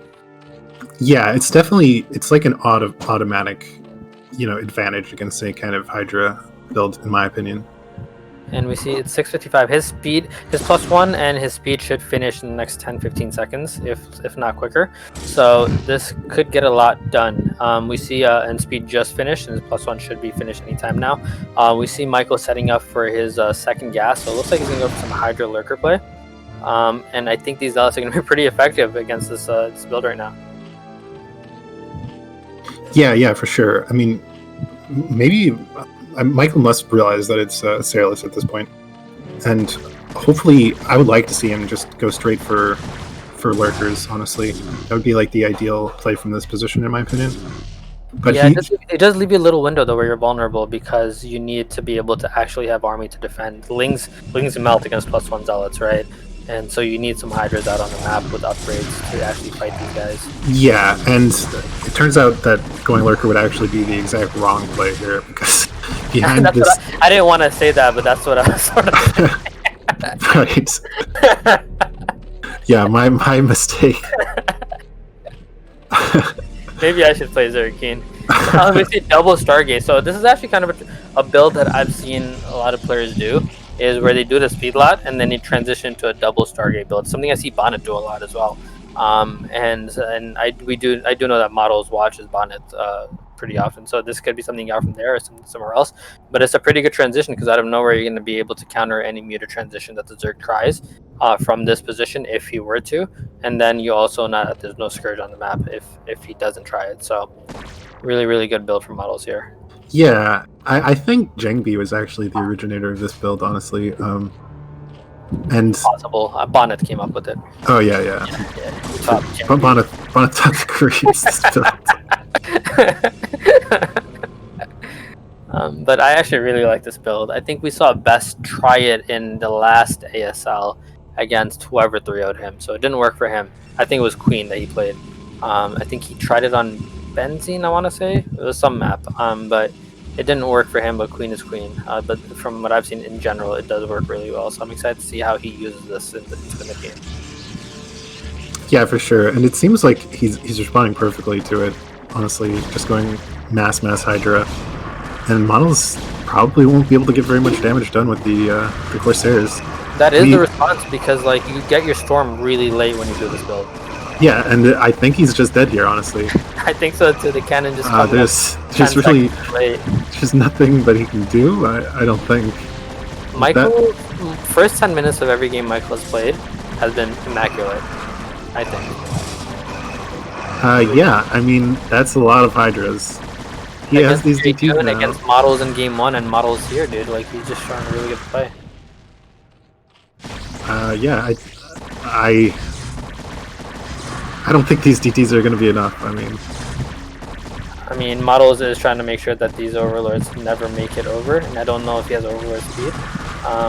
If he doesn't have Overlord speed, these DTs might be enough. Well, Models is doing crippling, but he doesn't have Overlord speed, I don't think. So let's see how this goes. Yeah, I mean, this is going to run out of steam. He's going to have to move back now, but still, I mean, he didn't hurt Michael's economy at all. Yeah, and exactly. Overlord speed is finished, so I think it's just game here.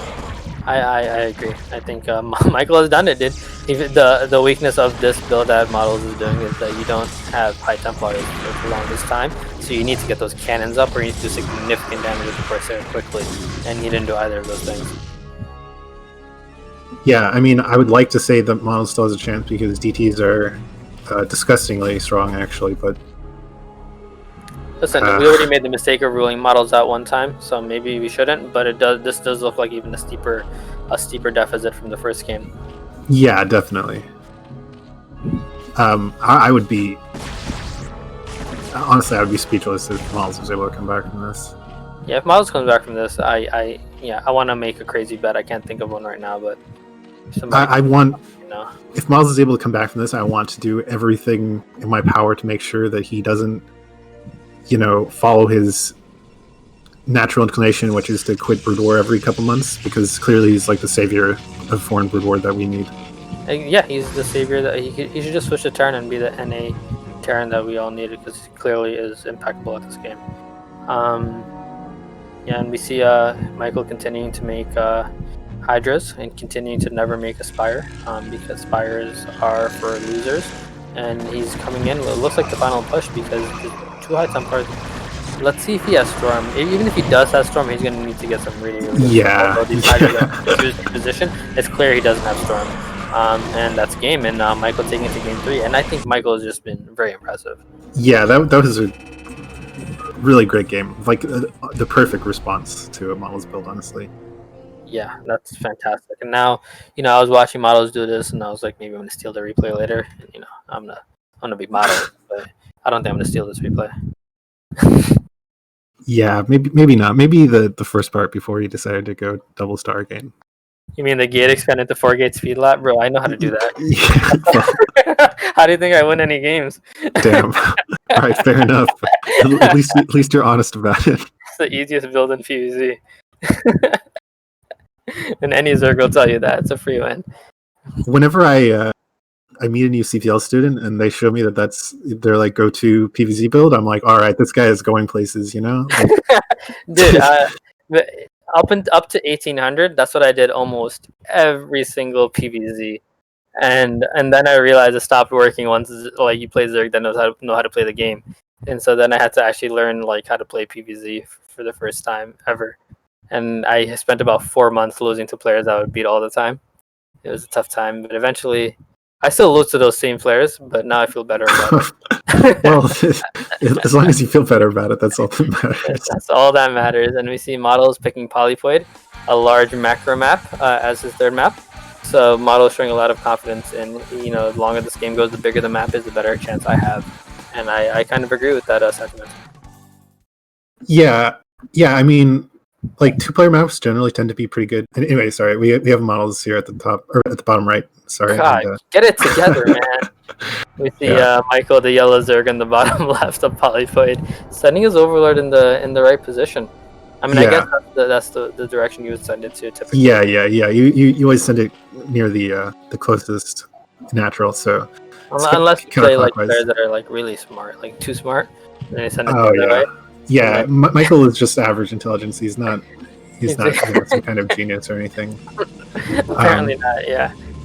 But yeah, like I was saying, like generally 2-player maps kind of favor Protoss in PvZ a little bit because it's harder to split the map, and it's harder when you do split the map to make sure you have a base advantage. But we already played Eclipse, right? And the only other 2-player map in the pool is Benzene.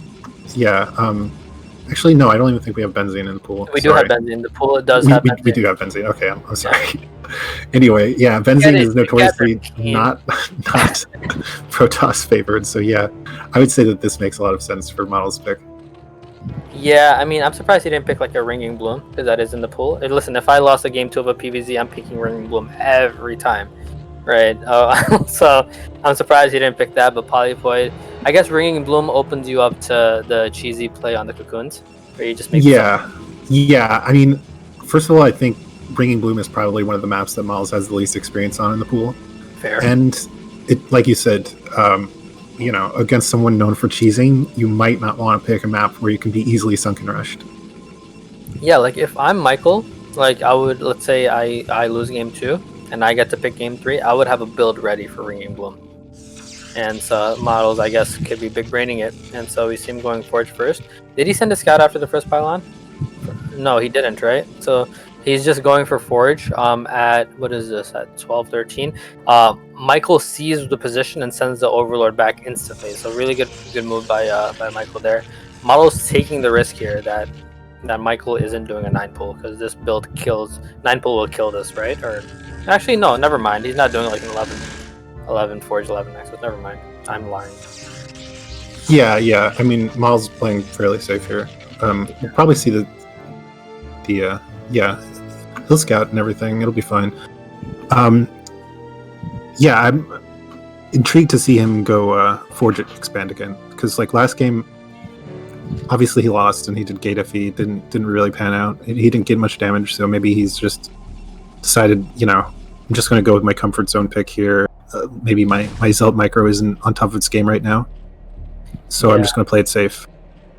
Yeah, I had a little bit of a brain fart there. I saw the no scout and I was like 11 Nexus, 11 Forge, but that's not what happened here. We see that Michael has denied the pro from getting into the main, which is kind of big, especially because it's Michael. And we also see that Michael hasn't taken a third yet, and we're past the 3-minute mark. So I'm guessing he's taking his gas already. So he's up to no good, is my guess. And Models is gonna be wary because he doesn't know what's going on. Why are the links blocking the natural? Why are they only? Oh, actually there is a third. Yeah. Surprisingly, it's a far not third. Very sneaky, and yeah. Is that Models or core? No gas. Yeah, so not being able to scout the third is definitely scary for Models, but honestly, I'm not too familiar with this kind of build from Protoss. I would assume it's meant to be able to, like, assuming that the Zerg is doing some kind of like cheesy 3-hatch Hydra build or 2-hatch build or something, he'll be able to pressure and sort of force his way into getting some scouting intel on Zerg. I don't know. He used to do this on his stream a couple times. Yeah, it's like a lot of early Zealot aggression while doing your Forge expand. A little bit of a transition there, and you can force it. And I think Models might be doing this as a response to not being able to get into Michael's main, and now he's going to be able to sort of brute force his way in. And we do, and our observer Tim pointed out that Michael has no idea about the second gateway. For all he knows, this is a very, very standard, because all he sees is the Forge at the gateway. So, and we see Models sending his Zealots up towards the north. Not sure exactly why. I'm guessing they're going to go towards the third. Yeah. And this, I think Models has the perfect counter, whether he somehow knew Michael was going for a distant third or not. But it's going to be a long way to send reinforcements over to right. Right. Well, so Miles did scout it with probe, and that's what it is. Yeah, the main thing, like the reason this far nat style didn't kind of fell out of fashion was because of like gate FE and just the fact that it's hard to defend faraway bases like that. But yeah, this is, even though it was Forge FE, he got the second gateway that early, right? So Michael is not going to have Zerglings here for quite a while that will be able to deal with these Zealots. I mean, 2 Zerglings just isn't enough. I mean, what's going for Michael, though, he does have Link speed finished. And Models wasn't paying attention, so one of his Zealots is down to like almost no health there. Yeah, being forced back into this mineral line, it really hurts. Ideally, Models would have been able to get a lot more damage done there. And he's not mining from his second gas yet either, so not only did he get his first gas later, which means he probably took his second gas earlier to make up for it, but he's not mining from this either. So, I mean, we see he's getting his +1. I guess he's probably got a Citadel started, but I think he needs to start mining from the second gas soon, especially given how late he got his first gas. Yeah, I'm a little worried for Models now, but I'm sure. I guess he's still in a fine position. Yeah, let's remember, this is the winner's match, right? So if Michael can pull this off, like, that would be quite the upset out of this group for sure. And we see a lot of Zerglings coming in, but Models has his Zealots in position. He's only got 1 cannon, but I think that might be enough. Wow. Oh, because Models got his third out. I thought it was kind of an early GG, but I think Michael invested a lot in those Zerglings. They got nothing done, and he lost his third, and I think he just found no way back in the game. Yeah, disappointing. Yeah, I don't know. Yeah, no, sort of an abrupt end to the game, I'll be honest. I didn't see that coming. I think that was an early GG. We'd have to watch the replay and look at the drone counts to actually decide. But because it looks like he made 8, 10, 12 links, didn't get much done. But maybe he got discouraged by the number of early Zealots that he didn't expect. He didn't see that second gateway. So good build by Models, and Models wins the group. Yeah, congratulations to Models, our first Group C winner. Definitely the player that I was expecting to get out first, I would say. I mean, Models is one of the best Protoss players in North America, one of the best Protoss players, period, outside of Korea.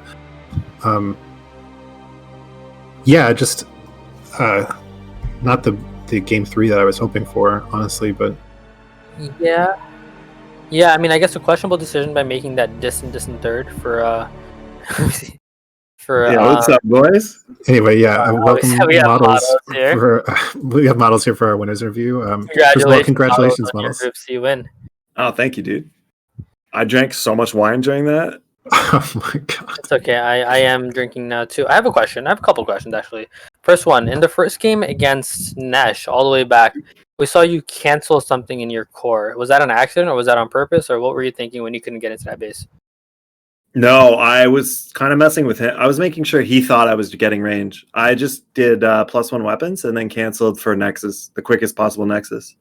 Got it. So we weren't sure if you were gonna go like a DT. Well, I thought maybe you were gonna go DT because you thought it was a 2-fact, and then Right. you realized it wasn't. But I was not, or if it was a mistake. So it's good to get some clarification.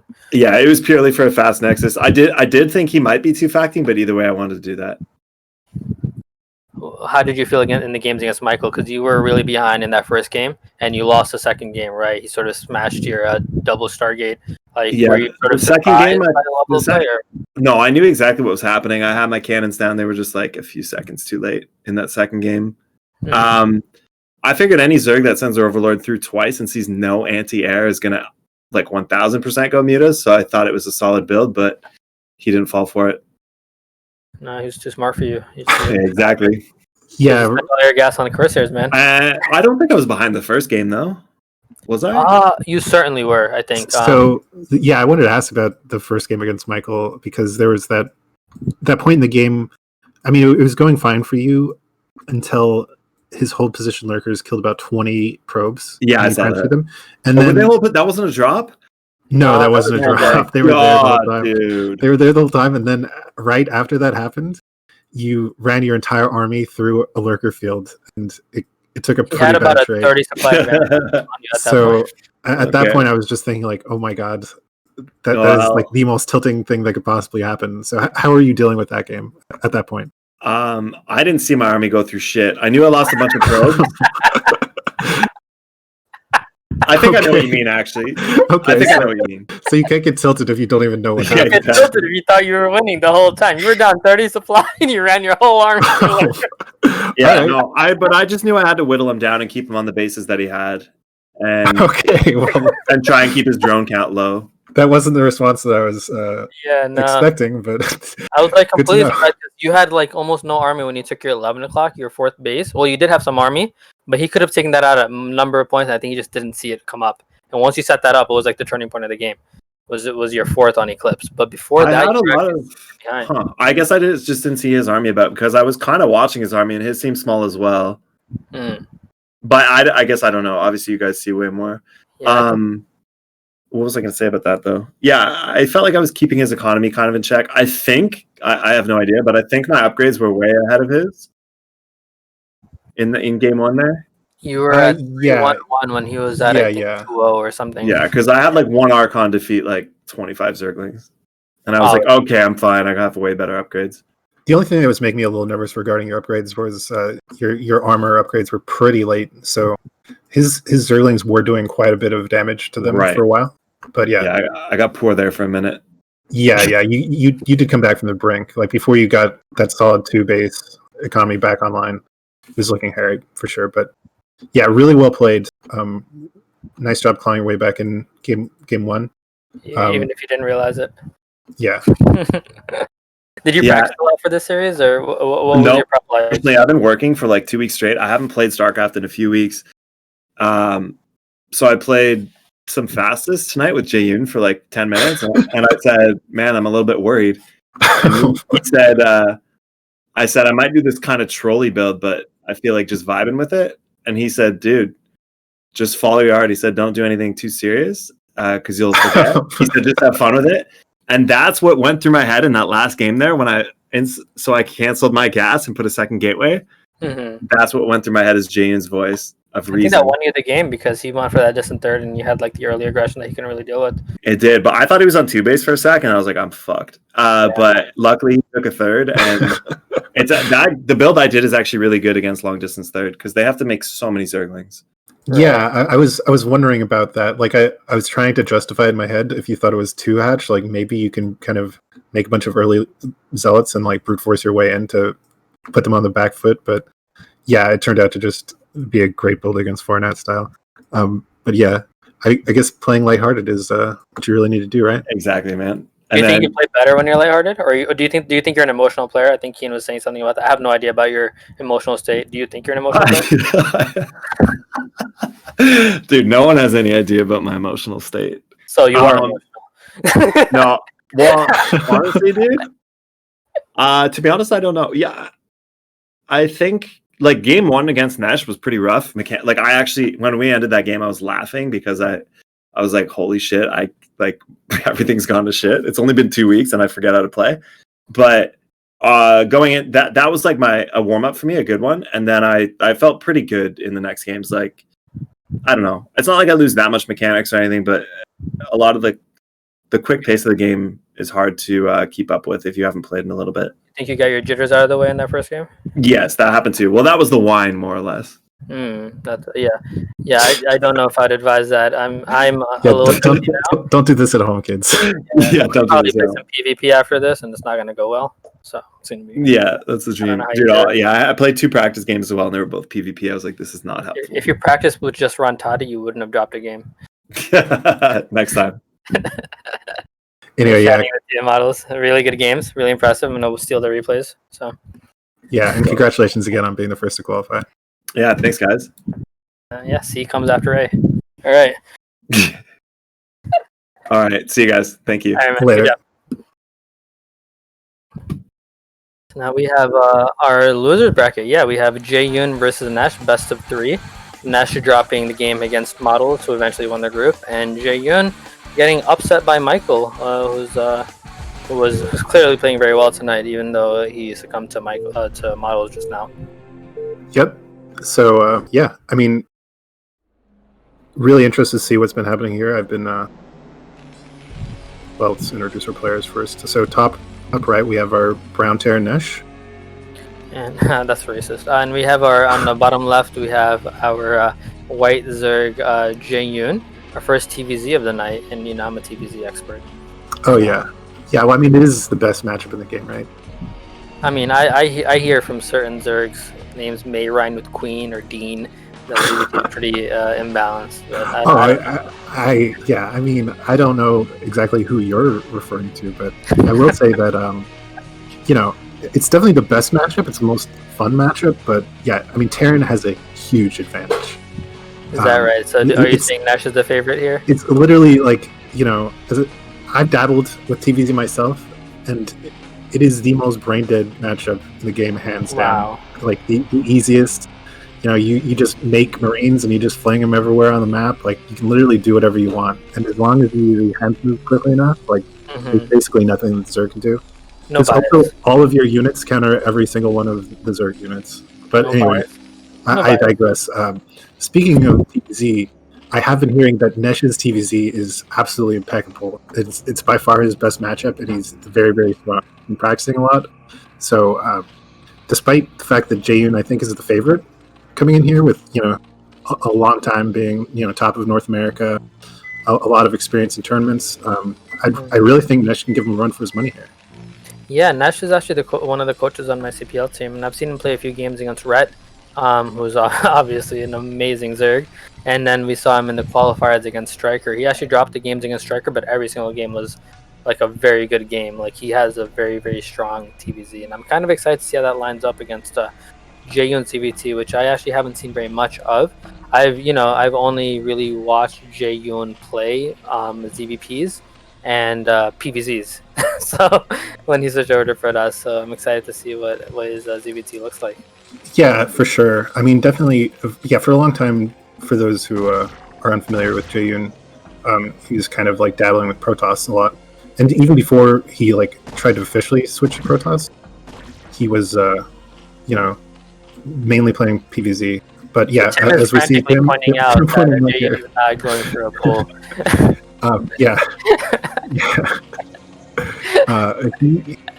For extremely greedy. Broken hands are pointing as best as they could. Our observer's hands are broken, for all who are wondering, and he's doing his best to point out that the pool, he went 3 hash before pool. What does that indicate as Keen? Well, it means a lot of drones, and Nesh didn't do anything even remotely aggressive, so he's really not going to be able to punish this outright. So Jaeyoon kind of like got away with like murder here, honestly. I'm curious to see what Nesh will be doing to follow up, but I don't think he was able to actually get an SCV into the main, right? So he doesn't even know what's going on exactly. Yeah, no, I actually didn't notice. I was too busy thinking about like some other stuff, you know. Yeah, like Protoss. We see the first SCV coming in, and is he gonna get in? I mean, SCV is, he could kill that drone, bro. He killed that drone and the drone's family. Well, he thinks, yeah. So Nesh, I mean, this is actually really rough. He doesn't know it's 3 hatch, let alone 3 hatch before pool. He's just going for a normal 2 racks build here. If you were to scout it, what would have been the right counter? Honestly, if you maybe doing some absurdly greedy, like really, you can just delay Marines forever and get your eBay super quickly, go into like a really really optimized like economic version of 5 racks plus 1. Because you're not going to need Marines anytime soon, right? Right. On the flip side, I guess you could try to do some crazy like fast academy build, but I think that would probably be the wrong choice because it'll be so delayed coming that Zerg will be able to make 1 million drones and have sunks up well in time for anything. Yeah, it looks like Jaeyoon's gonna get away with this, and Nesh might not even have any clue because he didn't really try to get into the base very aggressively. And once 2 Zerglings came out, his SCV went home. So yeah, Jaeyoon's getting away with murder. And we see this drone. I wonder what this drone is. He gonna go make a hatchery at the 11 o'clock? That looks like that's where he's headed. What do you think? What would be the play here? Like, is that for Muta? Is that for lurkers? Like, what is this? Zergling all in? Like, what is happening here? I think it's definitely not a Zergling all in. Honestly, I'm not exactly sure. Other than being completely like keeping Nesh in the dark, Nesh isn't going to scan that anytime soon. It's not a well defendable base, but I think Nesh is already in the dark so much that like he's probably not going to scout that for quite a while. Yeah, that's probably the least likely position where Nesh would scan, right? If you think about it, every other position on the map, other than maybe the 12 or 1, whatever that is, I should look at a clock, is, Yeah, 11, 12. Yeah. I don't know. This is a very sort of clowny Zerg build, to be quite honest, coming from Jaeyoon. I've heard Jaeyoon's been practicing with a lot of clowny Zerg, but we see him putting both the Spire and the Hydrogen up. We don't know exactly what Nesh has scanned so far. Oh, and did he just scan? So it looks like he might have just scanned that Hydrogen, right? And not known that Spire is there, so it looks like he canceled his turret just now. Yeah. Canceled both of them. He thinks it's a Hydra or a lurker all in rather.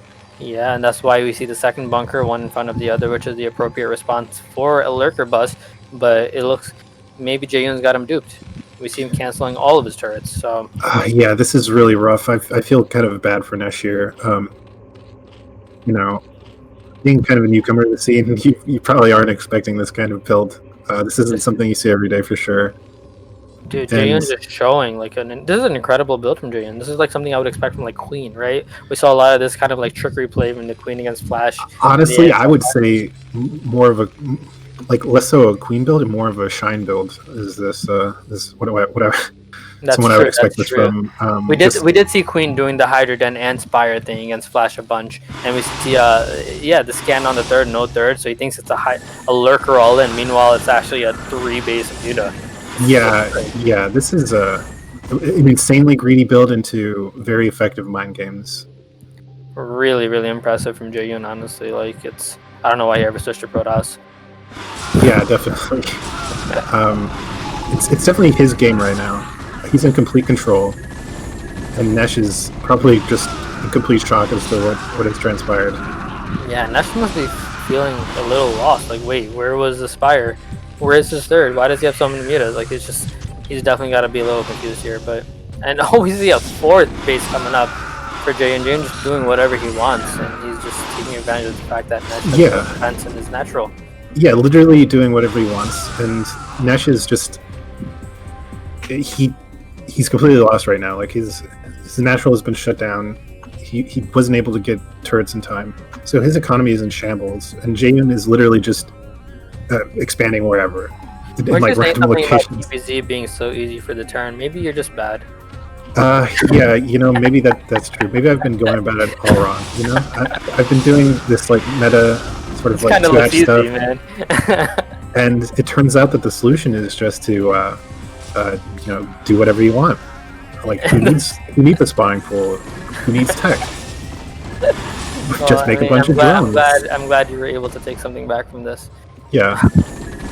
This is a really impressive build up from Jay, and I'm very impressed. This is a really good play, and he's got his third up. There's these two fire bats, the police coming in from the turn, like, hey, no party. Yeah. The parents are home. Party's over.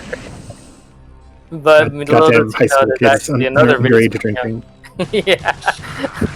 And we see Zerglings coming in. He tried to put up I don't know what that is, but it's something. But the whole Terran army's coming in. He's gonna deny this. If you can somehow figure out that there's a bottom right and take that out, Nesh isn't completely out of this game, right? If you can take that base out. Yeah, I guess, but he's not even taking this base out. So. Oh, fair. I mean, he's still chasing these, drones around. Yeah, the Karen fire bats are trying to end the party, but these drones are running quickly, and here they come. But that's the end of that. Yeah, I mean, Nesh just doesn't have like the working parts here that he needs to call his way back into the game. His tech is super slow. His only hope, which was that army that was trying to shut down one of Jane's ridiculous bases, just got ravaged by the There's an Ultralist Cavern started before the 10-minute mark. I don't know anything about ZBT, but that seems early. No? I mean, it's not the earliest, but in this case, it's definitely very early enough to be game ending. Because I don't think he has a science facility up even. Yeah. Starport's not done. It is done. Never mind. There's two. Okay, the science facility is done. I don't know anything about this game, but I do know. You know what? I don't know anything about this game either. Anymore. I mean, clearly. You thought TVZ was imbalanced, and clearly it's imbalanced the other way. Yeah. But let's see if Nesh can make some magic happen with these small group of Marines against all of these sunken Zamutas. Up ramp, yeah, and I don't think Nesh is in a great position here. Looks like he's going to play this out, but I honestly think his best option is to pick a good map for set game 2, because this is just Jayun just showed a fantastic build here, and I wonder if he's. I don't know, man. I'm really impressed. I'll be honest. Yeah, it definitely great mind games from Jayun for sure. I mean, Models was talking about wine. I wonder if Jayun is, having some liquid courage of his own here, because this is. Listen, man, what kind of performance-enhancing wine are you guys having? Where did I get some? What is this, like Adderall wine? That a sober mind would think of. So, I don't know, man. I need to call it. I need some of this. Later. I'm gonna give him some stock chips in exchange for this wine. But yeah, no, I think Jayun has full control of this game. Although this is not a good thing to do. This is kind of like his army notice. Jayun probably didn't notice. Yeah. I mean, who cares at this point, right? What's a couple mutas? Yeah, I mean, just free up some supply. Now you don't have to build an overlord. Okay. First of all, I will say that in defense of my ZVT comments, do you feel comfortable in the matchup? Generally, is when you get to late game unscathed and you get on 4 gas, you get to hive tech, and literally Jayun is already there. What I'm hearing is you're not doing it quick enough. His 4th gas is denied now, but he's just so far ahead. It doesn't matter if he loses this. He's just going to run over. That's doing a good job. He went around the Sunkens and he did take that up. So, I mean, that's showing some good gameplay there. I think Jayun's build was just so fantastic. It just almost feels... it's almost unfair. It feels so tough. How does anybody deal with that? Well, to me, it feels unfair. Like I would feel so bad if I was in Nesh's position because Nesh is the underdog here. He's the up and comer. He's the one with less tournament experience, and it's really kind of brutal what Jaehyun is doing to the poor guy. I think the community should turn on Jaehyun. I mean, the man has a child on the way, but this is not. Yeah, I think I don't know. I think we should take Jaehyun to court over this. I mean, it's really kind of gross. Yeah, I agree. I think Jaehyun should be banned from all future tournaments. This is ridiculous. I mean, Nesh does get that one irradiate off, but I mean, he doesn't even know about bottom right. I don't know if I missed it, but I would assume. And there's two bases on the bottom right, like 3. Our observer Tim is just full of surprises today. He's probably just gonna show us he's got all the bases and we just don't know it. But yeah, no, Jaehyun's in full control. I think it's just a matter of time this game's over. I think he might have more Ultra lists than Nesh has Marines.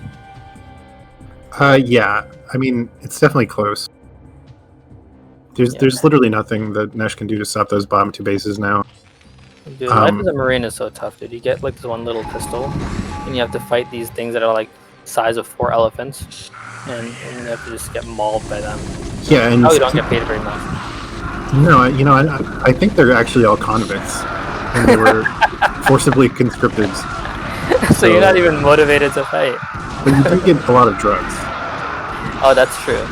Fair. You think they get some of the wine that Jaehyun and models are on? Hopefully even stronger, because their apparently lives not. Like if they were, they probably would have dealt with this way. Their lives just quickly ended. They're just on regular box wine, and that's GG. And then an FF. I don't know what that means, but I can imagine. Well, I'm no expert, but F is right by G on a keyboard. I don't know. I think it was intentional. It could have been something else, like. Fuck. I can't think of anything funny. I'll be honest. But yeah, Jaehyun taking game 1 of the loser bracket. Loser gets eliminated from this, so that'll be the first elimination on Group C, and the winner gets to play our hero Michael. Yeah. I mean,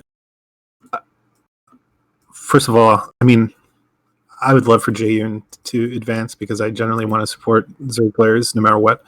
But I would be a little sad to see Nesh knocked out first because North America is sorely lacking when it comes to Terrans. So I would really like our up and comers to really step up and take their play to the next level, so we could get some actual like racial diversity going.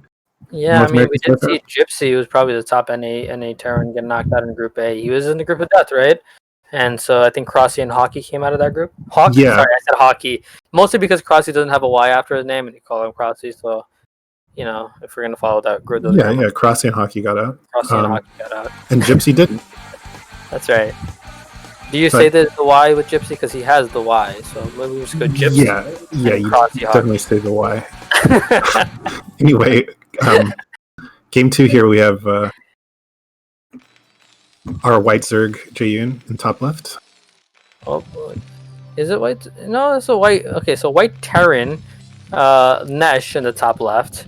And wait, no, you're right. It's brown. Never mind. I'm wrong. We see Jaehyun on the. I'm confused. Yeah, Jaehyun in the top left, white, Nesh in the bottom left, brown. Yeah, bro, I need some of that wine. Yeah, I think we could all use some wine right now. Yeah, no, it says I need some of the performance enhancing wine that Models is on. And we see that Nesh losing has picked Shakuris Temples as his map of choice. Is there any inherent disadvantage, do you think, in ZBT in Shakuris?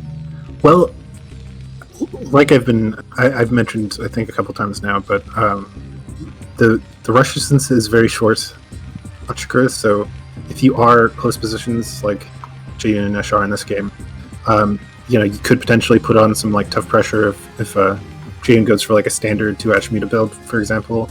Nesh could potentially push to his nat before the mutas even get out if he's doing an early academy build. Right. But most of all, I think the line of thinking behind Nesh picking this is probably just because it was the first map. Is this a 9 pool? Yeah. Wow. Okay, so what does that mean in ZBT? Like, I know what it means in PvZ, but does that mean he's just gonna go try to kill him? And we see the 9 pool speed actually coming up here. No, it's just an extractor trick, so it's kind of like Yeah, a they little need to bit patch of that. sort of like an economic 9 pool. So he's going to get, a little bit of early game initiative. If Nesh doesn't scout it properly, he could potentially win the game. But looks like Nesh is going to scout it first with SEVs, right, with an Yeah, SEV we rather. see And Nesh not doing the same thing in the first game. In the first game, we saw him scout pretty late, never get into the main, and never really try to get into the main. But now he's sort of learned, and he's setting this before the barracks is even done, and he's setting into the right position. So at least he won't be in the blind. He'll see this 9 pool, and he'll be able to get ready. So he's already in a much better position than he was in game 1. yeah, so like honestly, June still is able to get his natural hatchery in a relatively timely fashion. He should get his gas soon. If Nesh needs to pull like 5-6 SEVs and just defend his ramp here, and then as he starts building up Marines, he can take some of the Marines back to go mine. So honestly, I would say Nesh should have a little bit of an advantage against 9 pool if it doesn't do any damage to, like, if it doesn't kill any SEVs or kill any Marines. But Right. because this was okay, let's see here. Let's see how Nesh fares. So far, a good job. It looks like well, 2 lings make it. He needs to really micro these Marines behind it. SCVs are strong, man, and he's fine. And he's also stolen the gas, so Zerg can't really do much without gas. So really, really good move by Nesh. Yeah. I'm really surprised Jaeyoon delayed his gas so much, but it looks like he's just doing another cheeky fast third hatch, third expansion build here. I wonder if Jaeyoon was busy trying to micro those lings up the ramp, right? And Nesh took advantage of that opportunity. And Nesh just barely defended perfectly, right? Like, that could have went really wrong. He almost lost that second Marine. Right. Well, I think he could have used one more SCV at the ramp. Yeah, I think so too. And the SCVs that were at the ramp weren't hold positioned. So ideally, you would hold position them and then like move back one that's getting attacked to go mine. And then, like, honestly, Nesh didn't defend it very well, in my opinion. Losing a couple SCVs and losing Marine. I mean, he did clean up the Zerglings, but yeah, I don't know. If he gets this Overlord. Really good move by Nesh, knowing that Jaeyoon would have sent his first Overlord to the right and must be coming back down this way at this point. So we can see that Nesh has put a little bit of practice where he's very familiar with Shakuras, knowing the timing of this Overlord, because that's exactly what these 3 Marines came out for.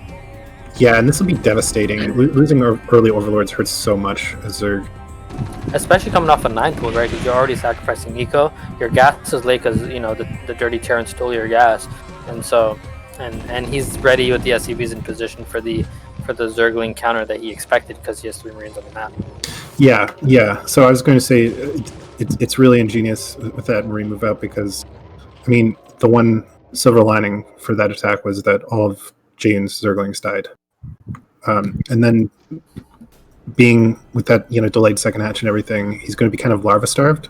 Mm-hmm. So then you have to choose between either making more Zerglings and just continuing to have a really, really poor economy, or making drones. And he just kills 2-3 more lings without losing a Marine yet. He's probably going to kill at least half of these lings. So these Marines getting a lot of value. Actually, maybe they won't kill them. Yeah, I think they're going to clean up shortly. But still, I mean, killing lings is just icing on the cake after getting that Overlord. Yeah, no, that Overlord is huge. And we see a Hydrogen going down for Jaeyoon. This time it looks like it's a real Hydrogen, and so it's going to go for Lurkers. Lair looks like it's timed in time for the Hydrogen to finish, to start Lurker forms. So we need to see if Nesh is able to see this. We see the Academy is done, so he's going to start putting his comp set soon. And if he sees this in time, we saw that he responded properly the first game. But if I'm Nesh, right, Nesh can't Hydrogen, we saw what happened the first game. He's probably going to have a second thought, like, is this really mutas? Like, am I missing this? So I wonder if he's going to do the same response or if he's going to question himself. Really good mind games, I think, by Jane by actually going Lurkers the second game. Yeah, definitely. I mean, Nesh already is like, he knows something is up. He was sending those lings out. He was looking for this third. He didn't actually scout it, as far as I know. I don't think he even saw the creep. So he still doesn't know there's a third base there. But he knows Jane is up to something sneaky here. Yeah, I mean, well, so I guess I don't know. Like, why does he know that Jane's up to something sneaky? What is it that he saw? Honestly, I think it's just the fact that he. I mean, what are the options here? Jaeyoon took his gas out that was stolen pretty late, so he knows that Jaeyoon he must have taken his gas at his natural expansion, right? So he was sitting without gas for quite a while because it was still. It took a while for his natural to get up for him to even be able to take that. So obviously he at least has a third hat somewhere, whether it's in his base or out on the map. And we see Jae-yoon putting up a really fast Queen's Nest. What is that, Ultras? What should we see expect defilers after the lurkers here? Given that he's going Hydra Den, I would expect to see just fast lurker with fast defiler. So the position that Jae-yoon is in right now, if he can just hold this third base and take the top right main base, and just hold it with lurkers and make sure he gets defilers up in a relatively timely fashion, he'll be on 4 base economy, and he'll be in a great position going into the late game. It's like PvZ when those jerk Zergs take the natural and they take their 4th right after. Yeah, if you're able to get to Hive Tech with 4 gas unscathed, like I said, that's the one time in ZVT where you're actually kind of in control, especially if the Terran hasn't had their best game. We see Nash going 5 racks. How does that fare against this sort of build? We see a Queen out. What is this about? What's happening here, man? Well, so this could be... He could be going for Ensnare, but given that he only made 1 Queen, I think he's just maybe going to use it for... Yeah, he's using it to scout, and he might throw out a Parasite. I think he's been playing too much PvZ, man. He thinks this is a Corsair. Look what's happening here. Jeez, but we see the 5 racks. He gets the scout in. I wonder if Nesh knows about top right yet. He must, right? I feel like he must. He's got a little army on the top right-ish position. He's gonna, but I don't think he wants to walk in without any medics there. That's not gonna go well. There's 2 lurkers, probably 3. I'm not sure how many lurkers are there. If they're stacked or something, he's gonna know. Oh, oof. Yeah, I don't think he was aware of it. He just thought there might be something there. I think he thought he might be able to catch like top right like maybe unfinished or something. Yeah, I guess. Yeah, from what he did, it seems like he would have expected like it to be almost fun. Yeah, like a late 3rd out of a 2 hash. But given that no mutas have showed up yet, he's got to know that this is lurkers. And now he sees the Queen's Nest, so he knows what's happening here, right?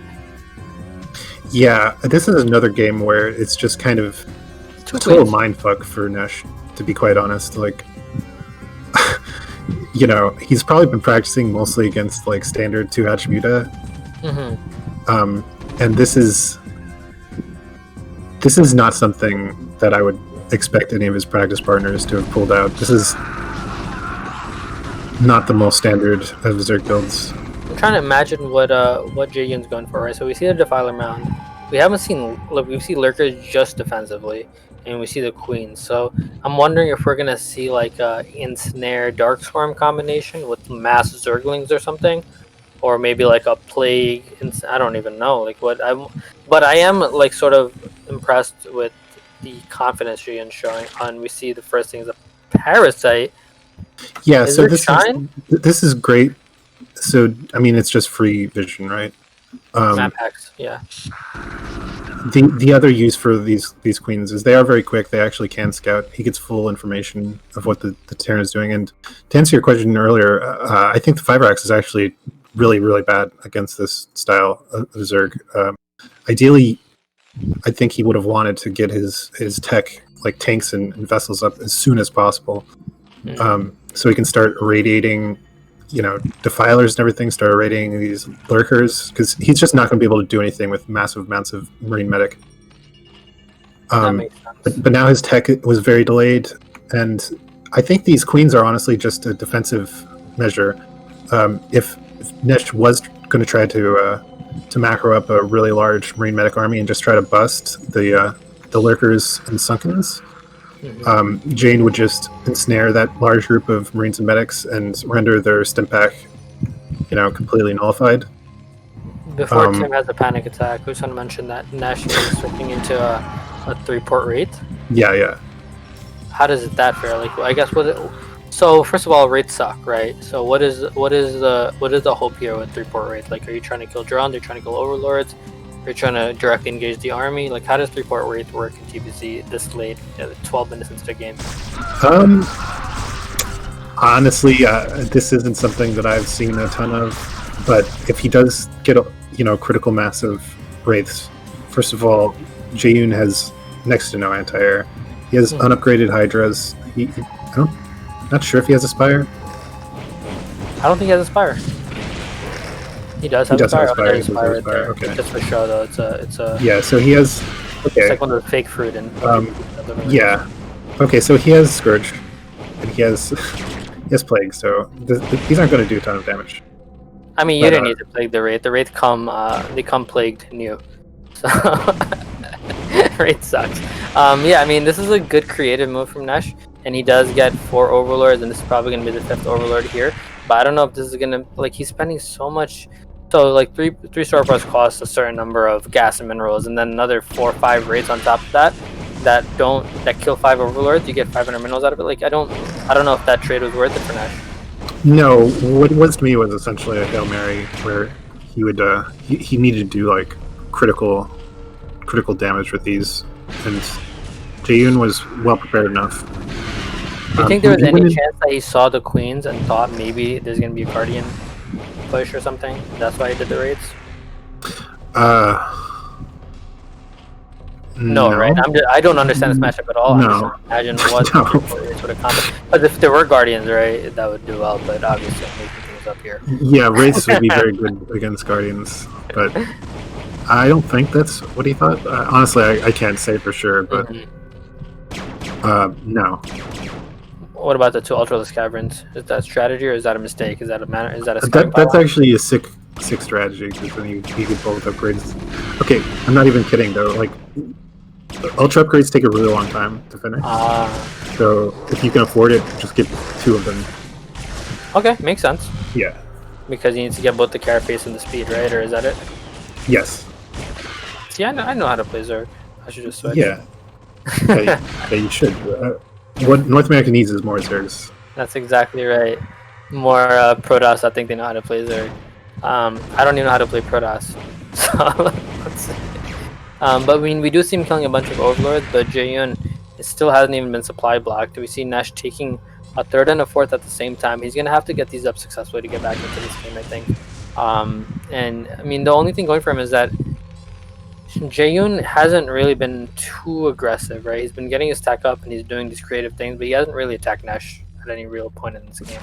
Like, he's been hiding behind Sunkens and he's been defending against the raids, but there hasn't been really a large sitting army. Yeah, and I mean, Nesh is really committing to these wraiths. I mean, he was showing a little bit of nice micro there, taking out a couple of Scourge, but yeah, I mean, the wraiths are definitely slowing things down. I just feel like they're not doing enough damage.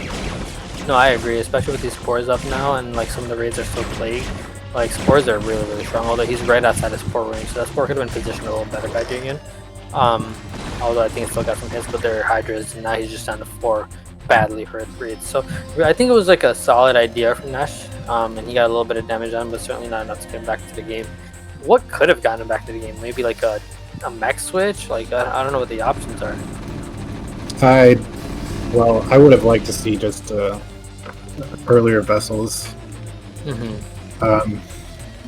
Like 2-port vessels, maybe? Yeah, 2-port vessels. Like I said, the 5Rex wasn't a great play in my opinion. So just faster tech, faster 2-port vessel. What you really want to do if Zerg is able to get, 3-4 bases really, really quickly like that, you just want to make sure you have you start building up vessels. You build up vessel cloud as soon as possible, so you get like 6+ vessels. You start letting them bank energy, and you start thinning out the defilers and the lurkers. You keep Zerg on the back foot, make them have to spend more gas on lurkers, more gas on Scourge, more gas on defilers, so their ultra attack will be delayed. I think it looks like Nesh heard me through the future. He's switching to mech right now. Yeah, which is nice, given that he was able to get those extra 2 bases. Like, Jaeyoon is still playing defensively. So this is probably one of his best bets. But, I mean, Jaeyoon, he was playing defensively. He's starting to go into the production mode now, right? Right. All those ultras are going to be, the ultra upgrades are going to be finished soon. pretty soon he's going to start just running across this map. He should shut down this base pretty easily. You know what I think of when I see a race chasing ultras? It's like when Oh. someone's like, "I'm gonna come tickle you," and they're like, they're chasing you. It's like, "I'm the tickle monster." That's what these races are. They're tickle monsters. We see this dropship coming from Nesh. It's a good idea, but it doesn't really get a lot done. Jayun's gonna be able to now confirm that Sora this is the next switch. Once you've upgraded Ultra Mines and you see tanks on the high ground, you know that the switch is happening.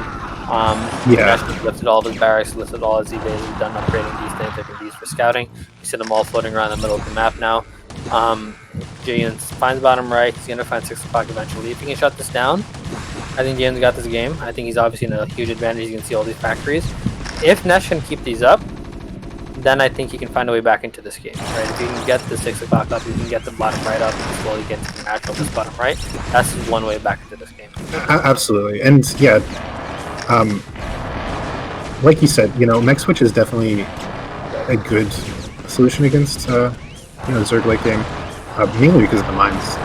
Honestly, laying mines is very effective against ultras, but it's just too little, too late. Maybe if Nesh decided to do that right away and be super greedy himself, get those bases up even earlier, and go straight into mech, then he would have a shot. But it definitely felt a little late. I mean, 17 minutes, 18 minutes into the game, it's still mech switch. It just feels like, this is my Hail Mary. And we see him shutting down 6 o'clock, and we see him shutting. I don't know what bottom right looks like right now, but we see Ultralist in the natural, so it doesn't matter. And we see a GG from Nash. Yeah, it's not looking good. GG. So Nash is now eliminated from Group C, which Yeah. comes after A in the RCR alphabet. So, man, really well played by Jayun, really interesting builds, but I have to say that I feel kind of bad for Nash. Like I said, being the underdog coming into this event, you're probably, practicing your heart out. Most likely, most of your practice partners are probably doing standard sort of builds, like 2-hatch Muta, maybe 3-hatch Muta, maybe some 2-hatch Lurker builds, but I guarantee you, Nesh did not have any practice against either of these builds. Yeah. On the flip side, though, I do want to say I'm really, really, really, really impressed by Jayun's play. His build in the first game, that was some of the best mind games I've seen out of a non-Korean player. Period. Right? That was really impressive, at least from my perspective. I'm a Protoss. I'm easily impressed, but I thought that was a very impressive play from him. No, I 100% agree. Yeah, I'm not trying to take anything away from Jayun. Very well played. Mm-hmm. Yeah, I mean, and he showed, ZVT's imbalance in favor of Zerg, and Keen, got a little bit of practicing to do. Yeah, absolutely.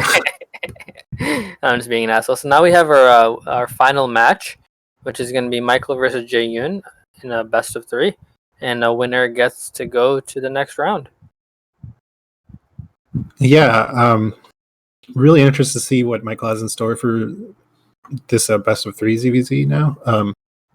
Game 1, he did, he played very, very well, but he did have an advantage from the very beginning, just based on the opening builds, which is just reality of ZVZ. But I'm curious to see if he has any tricks up his sleeve. When I first came into this group, I would have initially told you, obviously, Michael's an underdog against Jayun. But given how he's played, he beat Jayun in a straight-up game. He did have a builder advantage, but that's ZVZ. Someone is going to, and it's not a skill thing, really, right? It is, but it isn't. And then we saw against models, he had an advantage, and he won the second game, and he had an advantage for most of the first game. And ZVZ lasts a lot shorter than PVZ. Michael shows that he has his early game is just as good as any of these guys. And so I don't even know that I would say that Jayun is a favorite anymore. I think it's pretty even, in my honest opinion. I'm not even trying to do one thing or the other. I think Michael's play has shown that he can certainly beat Jayun in a best of 3. Yeah, absolutely. Yeah, it looks like we're taking a short break, actually, though. Mm-hmm. So I'm going to be right back. Sounds good. It'll just be me, myself, and I. And so Tim is going to be RB. Jayun is still going under the JY2 username, so I wonder if he's going to come up with anything creative for our friend Michael. In the meantime, the first map for the third game is Polypoid, which is kind of a big map, especially for ZVZ. So, yeah, Tim, it's just me and you. You gonna keep me company or what? I know I'm supposed to. I know they can't hear you. That's okay. That's life.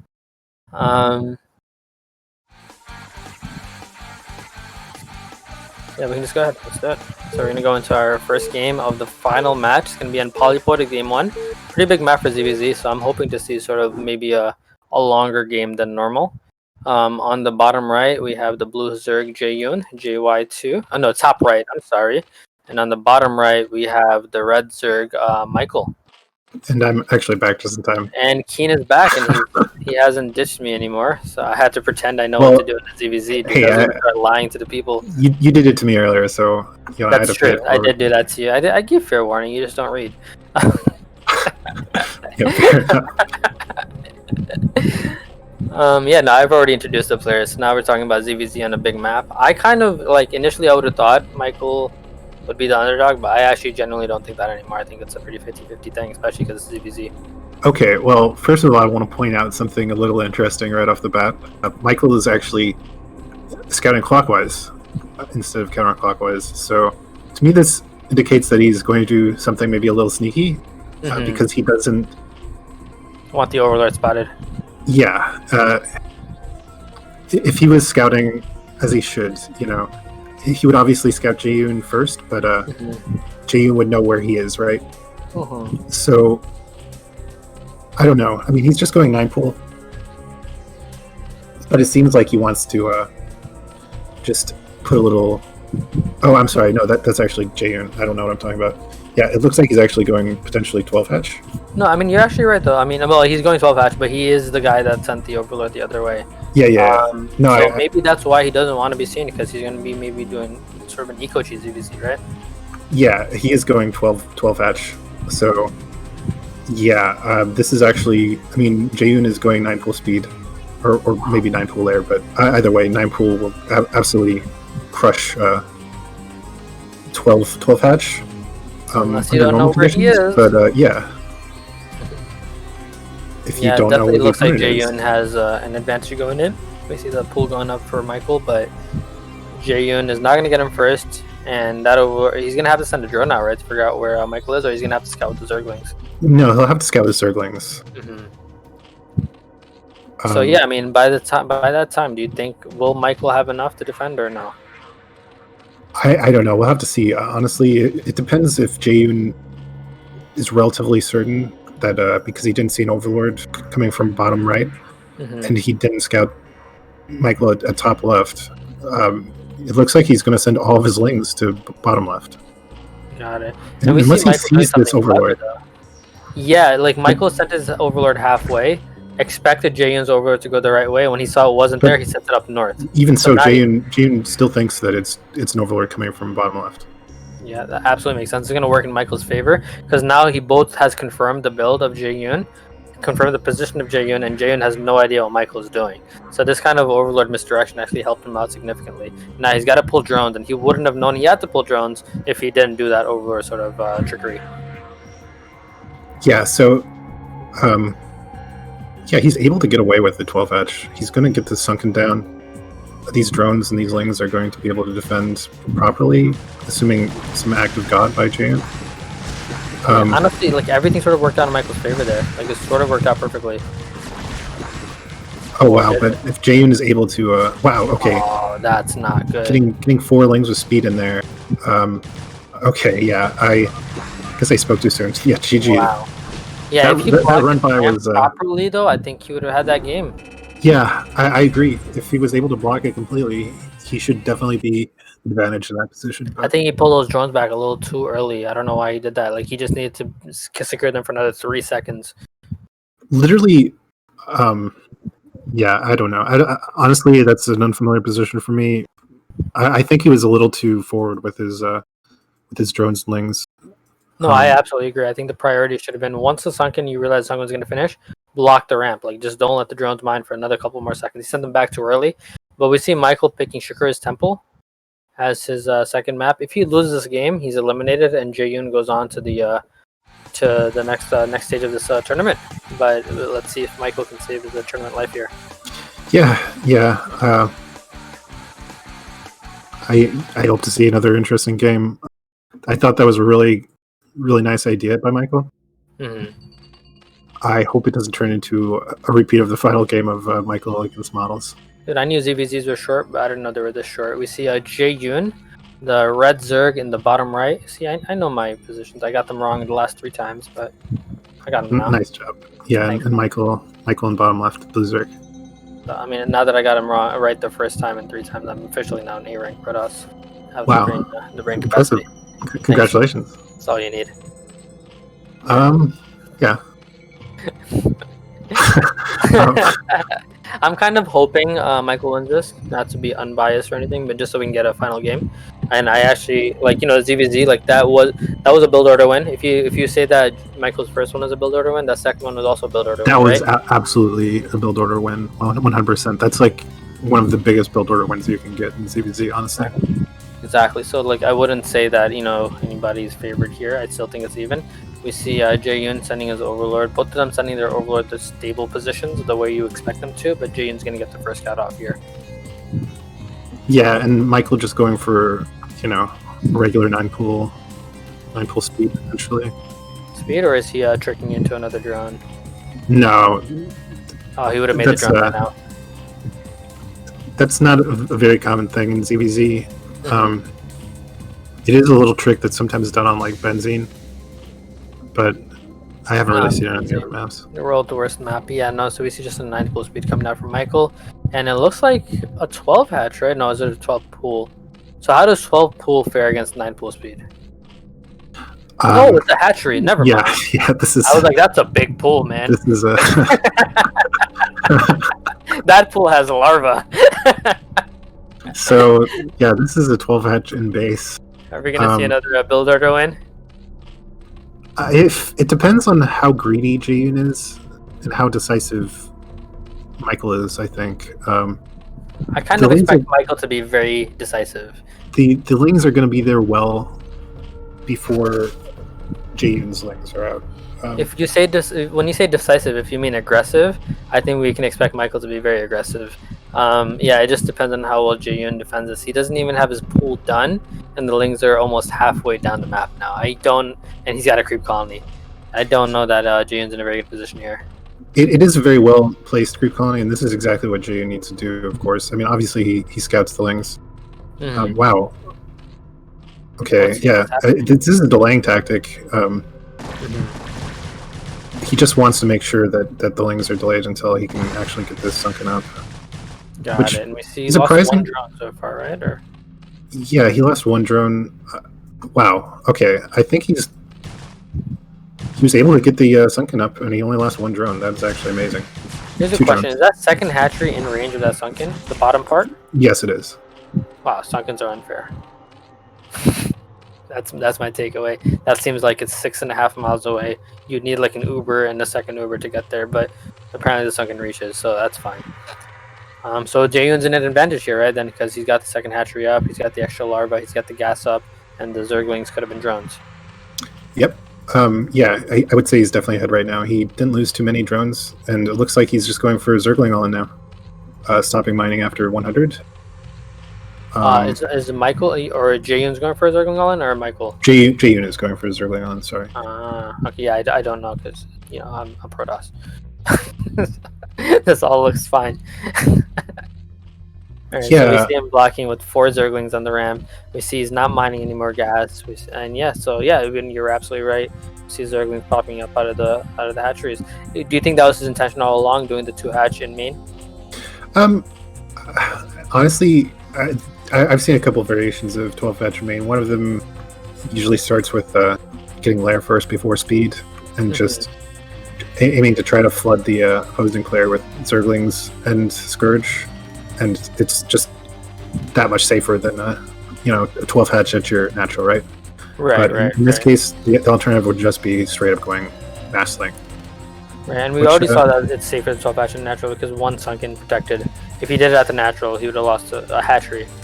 So So for sure, but I don't know how he's Yeah. gonna go up this because I'm assuming Michael's getting speed, right? He wouldn't. Michael knows what's happening. Michael already got speed.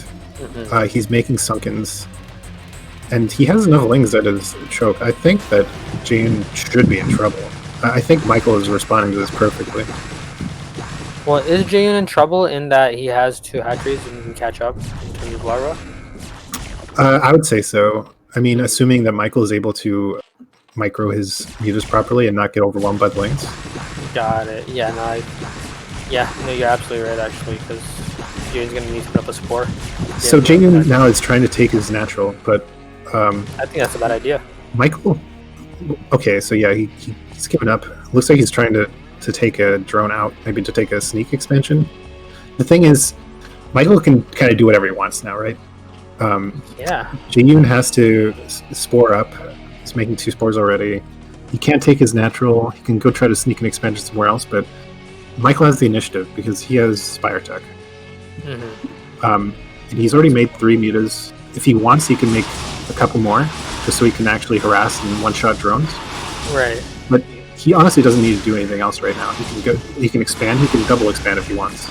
I think this is the only opportunity of taking out drones because there's going to be 2 spores up very shortly. 1 is already done. So, like, I mean, with respect to one-shotting drones, unless you want to run into 2 spores, I don't think he's going to be harassing the drone line anymore, right? Well, the thing is, if you're good enough with your muta micro, you can kind of pop in, quickly target down 1 drone and pop out. And the spores, it's hard to target like the most damaged muta all the time with spores. So I wonder if he saw that drone. You can definitely saw it, right? I don't know. I don't think he saw it actually. He might have seen it but not noticed it, right? He should have shown up in his mini-map. Right. Yeah, it could have been in his vision, but he didn't see it. Got it. But I hopefully Jaehyun is not putting this up because I don't know if this is. I guess this is a Hail Mary on Jaehyun's side. Yeah. And now he's going Hydras on 1 base. Hydras. Does he think he's playing Nash right now? Like, is it going to be a lurker switch? Oh my god. This is really bad. This is a really bad build. Yeah, I don't see how this is going to work. He's going to need to get his Hydra upgrades up. He's going to need to get that base up in the mid-left successfully somehow without Michael noticing. And he just canceled something, and I don't know what that was. He's putting up another creep column. Yeah, oh man. So Michael is able to pick off a couple drones and also scout. I don't know if I saw that incorrectly, but does that spore not reach that position right behind the mineral line? Or maybe I saw that incorrectly.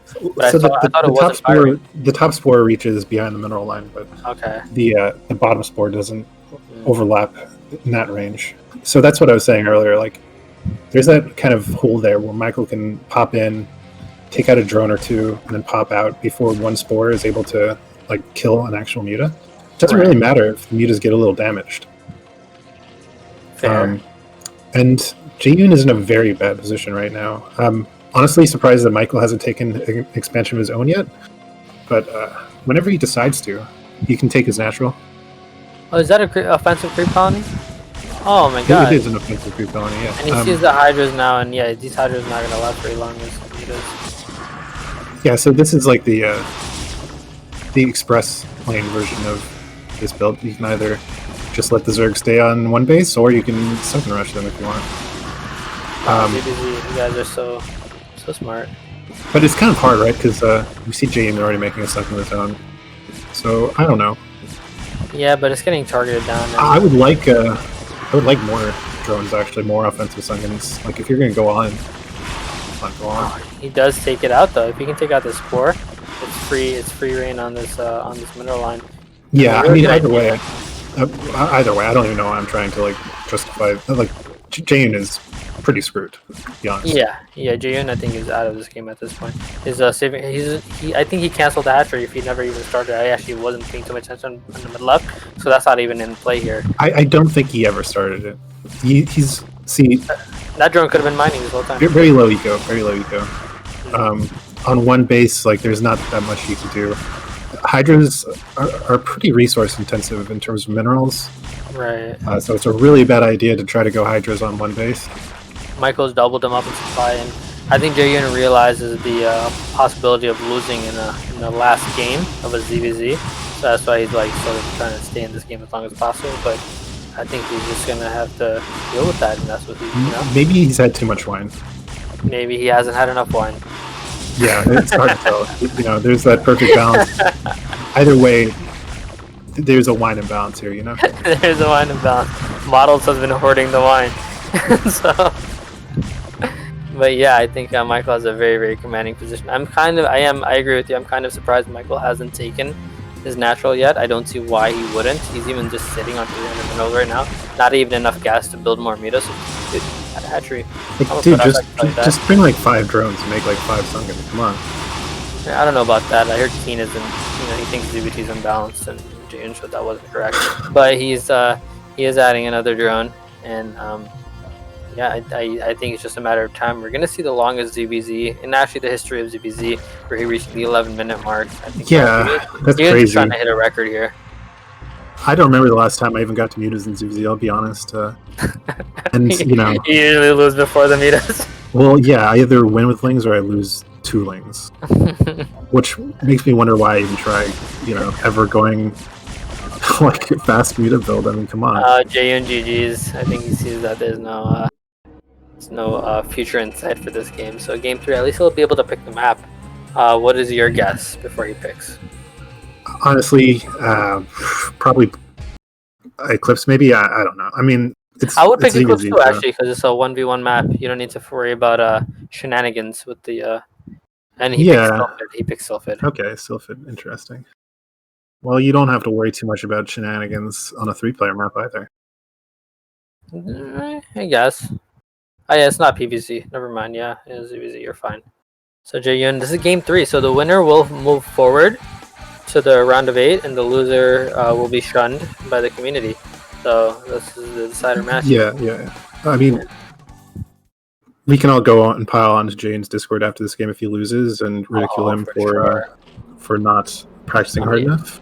I'm even gonna tell him his hair is ugly and he needs a haircut. Jaehyun is the red Zerg at the 12 o'clock position, sending his Overlord in the wrong direction. Yeah, and bottom right we have our blue Zerg Michael. Our handsome Zerg Michael sending his Overlord in the right direction. Yes. I love the bowl cut in his portrait. I didn't notice it. Very, very Korean. Well, that means he's probably very, very good at the StarCraft. So. Yeah, I mean, obviously, if he's playing in this tournament, he must be a god, right? The closer your haircut looks to Minis, the higher your MMR is, and I'm pretty That's sure true. That's true. Oh man, have you ever seen Minis FP like first-person views? Dude, he's a god. He makes it look so easy. Like his hair, you mean, or no? His the way he plays Protoss. Like. Oh, I see. There's like 2 Protoss players that look exceptional. Like Best obviously looks very good when he plays, but there's 2 players that like look above the rest with their mechanics, and it's Bisu and Mini. They both have like the most exceptional Protoss mechanics. Anyway, we're talking about a ZVZ here.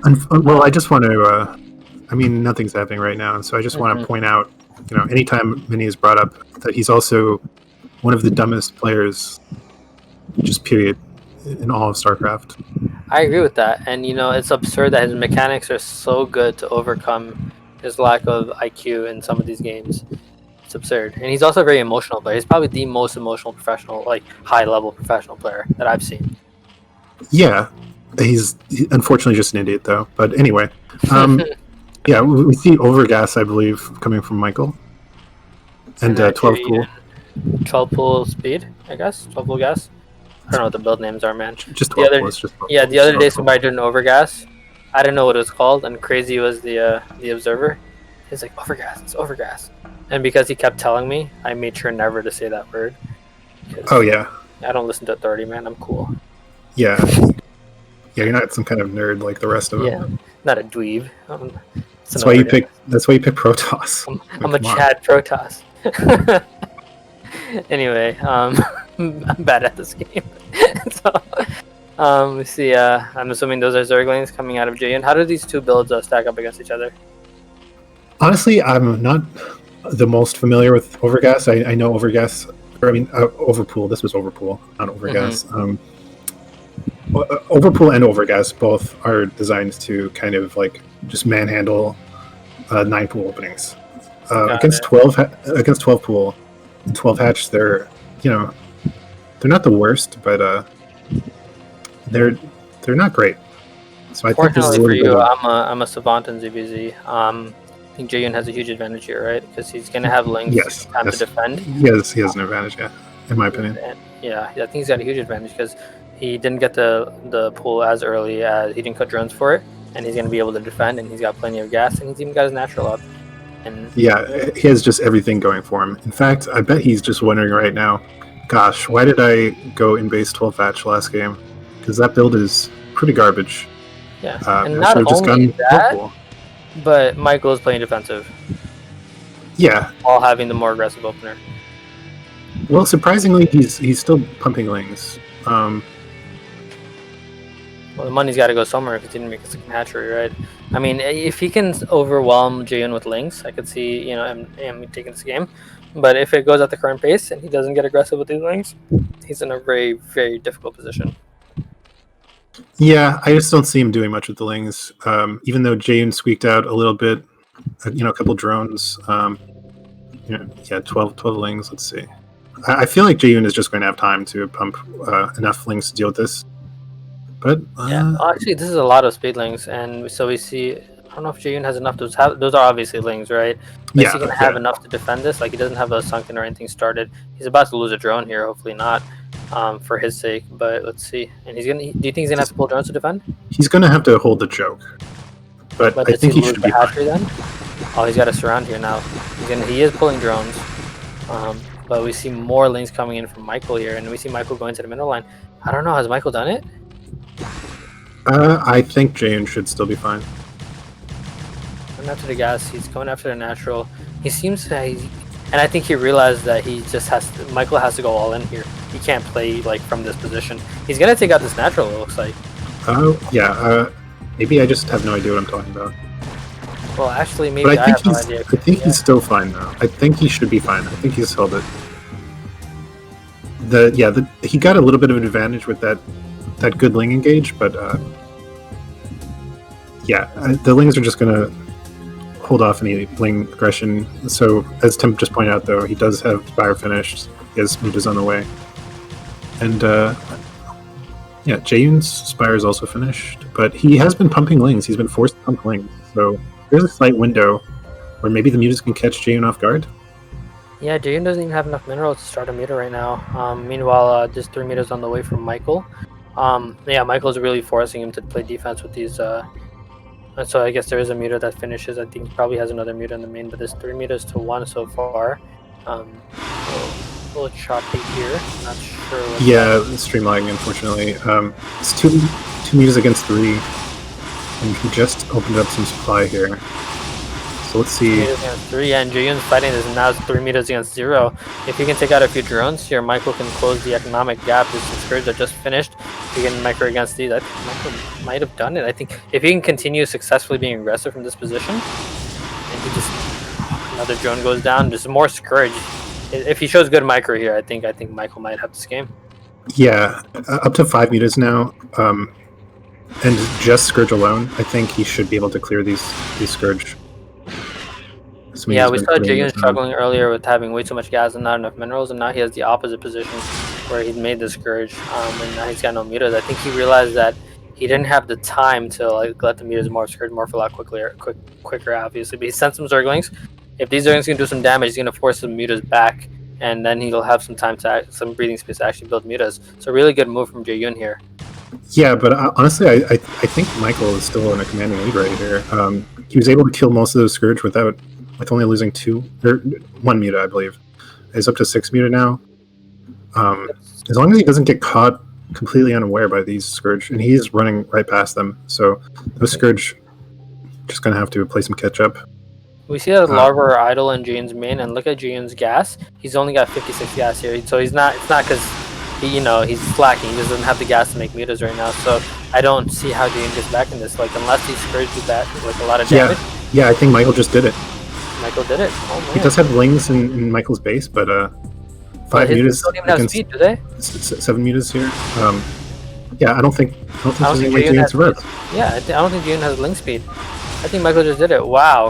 Wow. GG's. This is Michael just honestly super impressed by Michael's play today in every game. That was really sick. Models because he had an advantage in model in the first game and he beat model in the second game. Like he fantastic, and we see Michael going forward into the round of 8. Really, really good job upsetting Jae-Yoon. Yeah, this is what I was trying to say earlier. I mean, I know he's been inactive for a while, but he used to be a monster as far as I know in the North American scene, and it's really great to have him back. Anyway, we have Michael in here now for a winners interview. Hey, Michael, how's it going? You're actually muted. Woo, what a relief, guys. Dude, first of all, congratulations on the win. Obviously you must feel pretty good. Yeah, I mean, it's been a long night, and after the game 1 versus Jae-Yoon at the end, I kind of gave up, and I guess I got lucky in the game 2 and game 3 also. He didn't get speed, so yeah, I feel pretty good. Really, really good job. I was actually very, very impressed by your play today. How did you feel in the series against Models? How did you feel about the game in Eclipse, where I felt like you had a big lead that you sort of gave up? You took game 2 and you lost game 3. Like, what was your thought process and your mental state in those games? Okay, so in game 1, I think I was behind the whole game. And then after watching replay, I obviously found out I could have broken into his 12 o'clock, but I didn't know it while I was playing. So I thought I was behind all game. And then game 2, I think, I don't know how I won that. I kind of went all in, Hydra all in, and it worked out. Mm-hmm. And then game 3, I kind of just gave up after his jealous got into my net, and I made like 2 groups of links. Mm-hmm. And that didn't do anything. Right. Yeah, so I mean, I think Models is a great player. I don't really know him or anything, but he plays very solid, and yeah, he did good. Really good job. And how did you feel against Jae-Yoon? You took the game 1 in the first match, and then in the best of 3, you obviously won this series. Like, were you confident against Jae-Yoon? Did you expect to win, or did you feel like you were an underdog? I didn't think I was a dog, but I also didn't think I was like favored or anything. I thought we were pretty even, and I came out ahead somehow. But in general, I think I was very lucky winning that first game versus Jae-Yoon. I think he screwed up the first sling micro. I think he could have won the game right there, but he screwed up there. So I got very lucky there, and obviously at the last games. Screwing up the micro, which map was that? Are you talking about the very first game, or are you talking about the first game in the best of 3? Yeah, the very first game where he went 9-pull and he lost all the links in my base. Right. Yeah. What did your prep look like for these games? Like, did you play a lot of games on ladder? Did you have some practice partners? I just played a lot of ladder games. I think I played more than like 50 games. Oh, wow. Yeah. Really good job, dude. Thank you. Yeah, so you played a lot of ladder, you mentioned. I know you've I've been following your BSL ladder account a little bit. So are you planning on continuing on in Ghost League or Pro League? I honestly don't think I can make Pro League. I wish I can, but I guess I don't think I can make Ghost League Pro League. It's just the cut's gonna be really up there, and yeah, it is looking brutal to get into Pro League, but I think you can make a Ghost League for sure, and I'm really interested in seeing you continue on and get back into shape. Yeah, I'll keep playing, and Ghost League, even like I think I'm gonna have fun in Ghost League too, and in this one too. So I'm looking forward to it. Awesome. Really good job, dude. Congratulations. Are you excited for the round of 8? Yeah. Are you gonna prep just by more ladder? Sorry, Keen, I keep cutting you off. No worries. Yeah, just playing ladder. Yeah, so is there anyone in round of 8 that you think you want to face in particular? Do you have any like favorite matchups or anything? I guess ZBZ is my favorite, and ZBP. I think I suck at ZBP, so I wanna dodge all the processes and models too. Okay, well, I don't know about dodging the protosses, but it's good to have ZVZ as your favorite matchup in North America, because we definitely have, plenty of Circs. But yeah, congratulations again. I wish you the best of luck going into the round of 8. Thanks a lot, guys. Good luck, man. Really good job. Yep, thank you. And so so wrapping things up for tonight, I just want to point out that we have Group B next Friday, the 19th, starting at the same time, 8 p.m. EST, 5 p.m. PST. I just want to give a shout out again to our Matcherino, which should be linked in chat. If you want to support this tournament, and support the top players of North America, please go ahead and donate to the prize pool there. Please join our Discord if you would like to continue following our events, and also if you want to continue supporting us just moving forward and support North American Brood War in general, consider subbing to our Patreon. And if you guys want to support well-organized, fantastically produced tournaments, please donate to our Patreon and Matcherino. Next Friday, Keen, aren't you in that group, Group B? Yes, I am, and so is Tim, our observer. So is Tim. So I'm gonna be all alone. I won't be all alone, but so just tune in next week. I'm excited to see you play, Keen. I know you've been practicing. Yeah, I'm excited to Kick play my too. ass and practice a bunch. I'm excited to see what you have in store, man. I hope to show some good games for my fans. Oh my gosh, shut the fuck up. Anyway, thank you everyone for tuning in tonight. It was a pleasure to cast. Have a good night, guys.